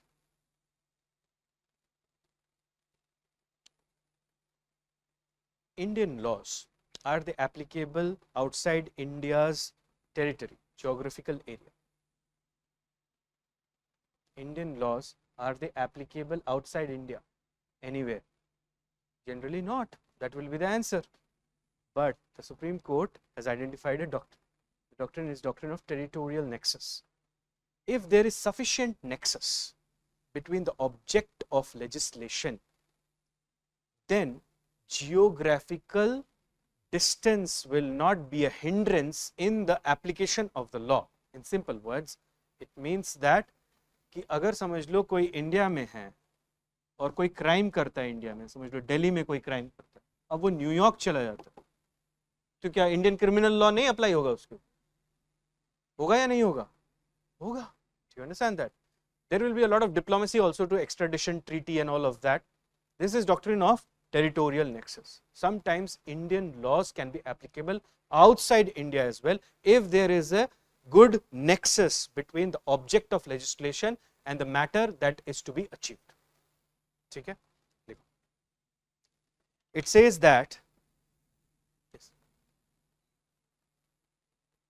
yes, they are found, but they do not have rights, land rights over it. It is delegated rights. They will be applicable there within the embassy, because that would be India's territory.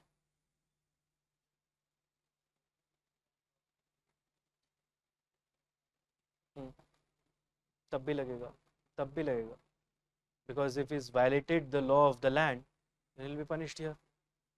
तो सबसे बड़ा example है, there were two Italian fishermen who shot some fishermen off the coast of Kerala, and they were tried in India. The Madras High Court tried them, and then the case matter went to Supreme Court of India. 2011-10 के आसपास की बात हुआ था.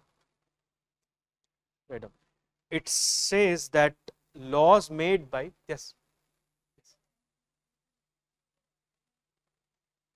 doctrine of eclipse could be like, say, there were some sanads which were issued by some of the previous rulers in India. आपको पता है, at the time of independence there were certain princely states, and these princely states have their own laws. तो जब तक constitution बना था और election नहीं हुआ था तो एक्लिप्स लग गया था बहुत सारे, because they were to be tested. But then part A, part B, part C, part D, ये अरेंजमेंट बना था स्टेट्स का. So there were so many laws like that, like related to education, related to health care, etc. And then finally the 7th Constitutional Amendment Act हुआ, और फिर State Reorganization Commission, and then the State Reorganization Act, the Fazal Ali Commission जिसे कहते हैं, 1956, and you got linguistic organization of the states, part A, part B, part C, part D. This was done away with, and we have states and union territories. Since then we have that arrangement, though the number of states and union territories, they kept on changing thereafter. Presently how many states and union territories? 28 states, and how many union territories? 8 union territories. ठीक है ना? Because Dadra and Nagar Haveli, Daman and Diu have been merged now by the Dadra and Nagar Haveli, Daman and Diu Merger of Union Territories Act 2019. ठीक है? So there are scores of such laws. There's, you can think of any principality में कोई भी education का law कुछ भी. ठीक है? Right. It says that laws made by a parliament or state legislature, laws made by parliament or state legislature will be applicable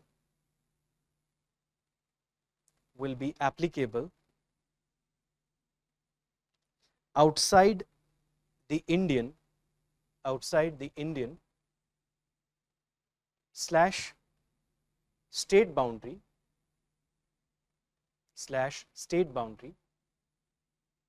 put a comma, when there is a sufficient nexus,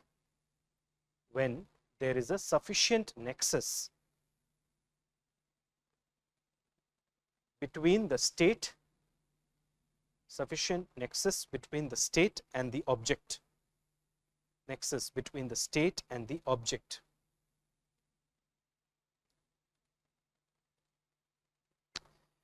In fact, Article 245 clause 2 says that no law made by the parliament shall be ineffective by the fact that it operates in a territory outside extraterritorial jurisdiction.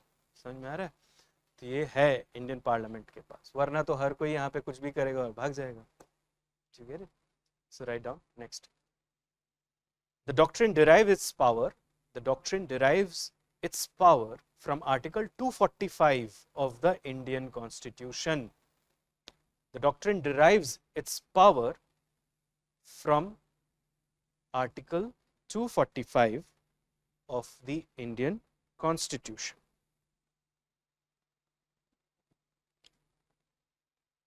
Put a hyphen and write Article 245. ऐसे करो.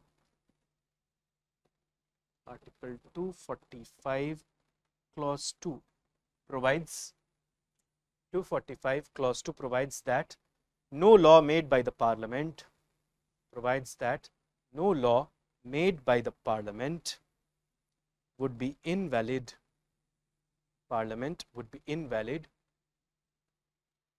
on the ground that,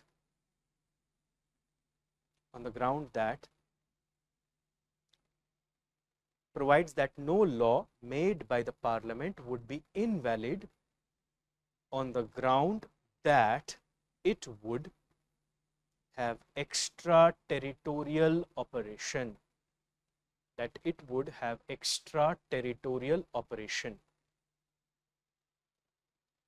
that is, takes effect outside the territory of India, that is, takes effect outside the territory of India.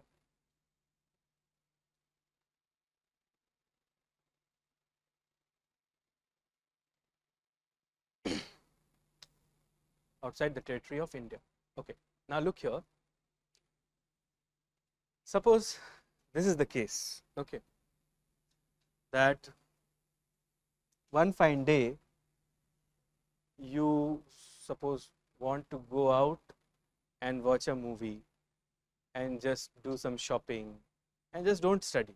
That's what is your plan. Okay, so you try to do that. That I'll not study, I'll just watch a movie today. I'll go to a theater and I'll watch a movie. That's your plan. Okay, but your parents do not approve of it. They want you to study, say for example. Okay.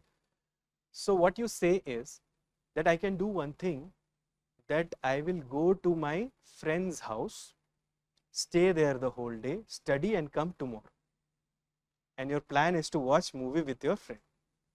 हो सकता है ना ऐसा? So what do you think? Your parents would say, okay, go. कई बार तो parents भोले भाले होते हैं, वो बोलेंगे कि हाँ चले जाओ. Do you understand that? But कई बार तो वो पकड़ भी लेंगे आपको कि you are trying to do something indirectly which you are directly prohibited to do. Do you understand that? This brings us to a new doctrine, the doctrine of colorable legislation. ठीक है. There are some explicit limitations on the powers of the legislature. So the Union Parliament cannot make a law on the state subject during normal times. But suppose the Parliament makes a law on the Union subject in such a way, the idea is to go to the state subject. So it is going to get indirectly what it cannot get directly. So what is prohibited directly is also prohibited indirectly. And if you are doing that, then it is known as fraud on the Constitution. Okay? This is known as doctrine of colorable legislation. So next doctrine, give a heading. Doctrine of colorable legislation. Doctrine of colorable legislation.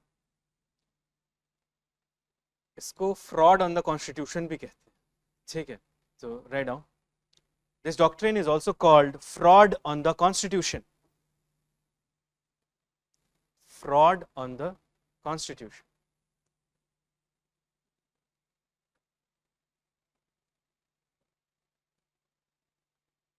On the Constitution.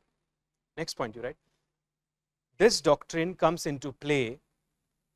This doctrine comes into play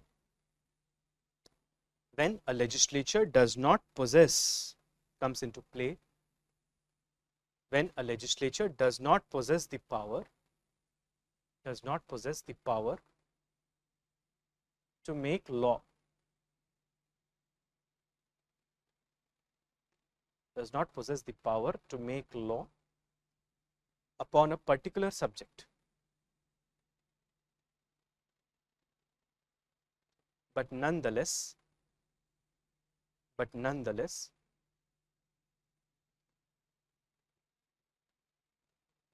indirectly makes one. Nonetheless indirectly makes one. Put a full stop. Next bullet. This doctrine originates from a Latin maxim. This doctrine originates from a Latin maxim, M-A-X-I-M. Maxim means rule, maxim, which says, put a hyphen and write in inverted commas, change the ink if you want. Whatever legislature cannot do directly, whatever legislature cannot do directly, put a comma, it cannot do indirectly. It cannot do indirectly. Whatever the legislature cannot do directly, it cannot do indirectly. Okay? Close the inverted commas, put a full stop. So friends, this is where we will call off this class. But before I leave you, let me tell you that this is our first week in the course. So we are trying to touch the basics, the basic concepts, got it? And then from the next class onwards, we'll actually venture into the Constitution. Little bit of these doctrines are still left, but thereafter we'll start talking about few things about the Constitution. Next week onwards, full-fledged into the various parts of the Constitution, the philosophy of the Constitution, the ideology of the Constitution, so on and so forth. Also, after tomorrow's class, I will give you the assignment that I was talking about. Okay, so it will carry questions, MCQs as well as subjective questions. Please make it a point that at the weekend you try to attempt those questions, write those questions. It would be wonderful if you can make a separate question answer book or notebook, because in that way the entire syllabus will be summarized to you in the form of question answers. Okay, and the assignment will also have some additional information which you should read and you should enrich your notes. The factual things, some of it I may not dictate in the class, but give you in the form of that assignment from where you have to pick and you have to add to your notes. Got it? That is it. Yes. If you have any doubts, you can ask me. Yes, I'll take that question there. Hold on.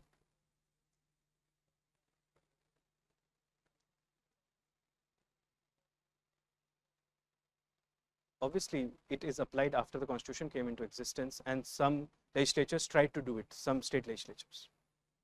Yes, go on, dear.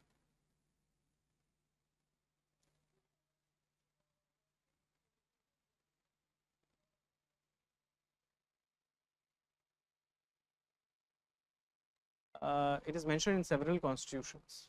In US Constitution also you can find something like that, but it is by judicial innovation or judicial interpretation in that constitution. But the makers of Indian Constitution, since they were borrowing from all the constitution, they did not leave it to judicial of chance interpretation, but explicitly incorporated it in the form of Article 245 clause 2. Got it? Okay, that's the class then. Thank you very much. See you in the next one.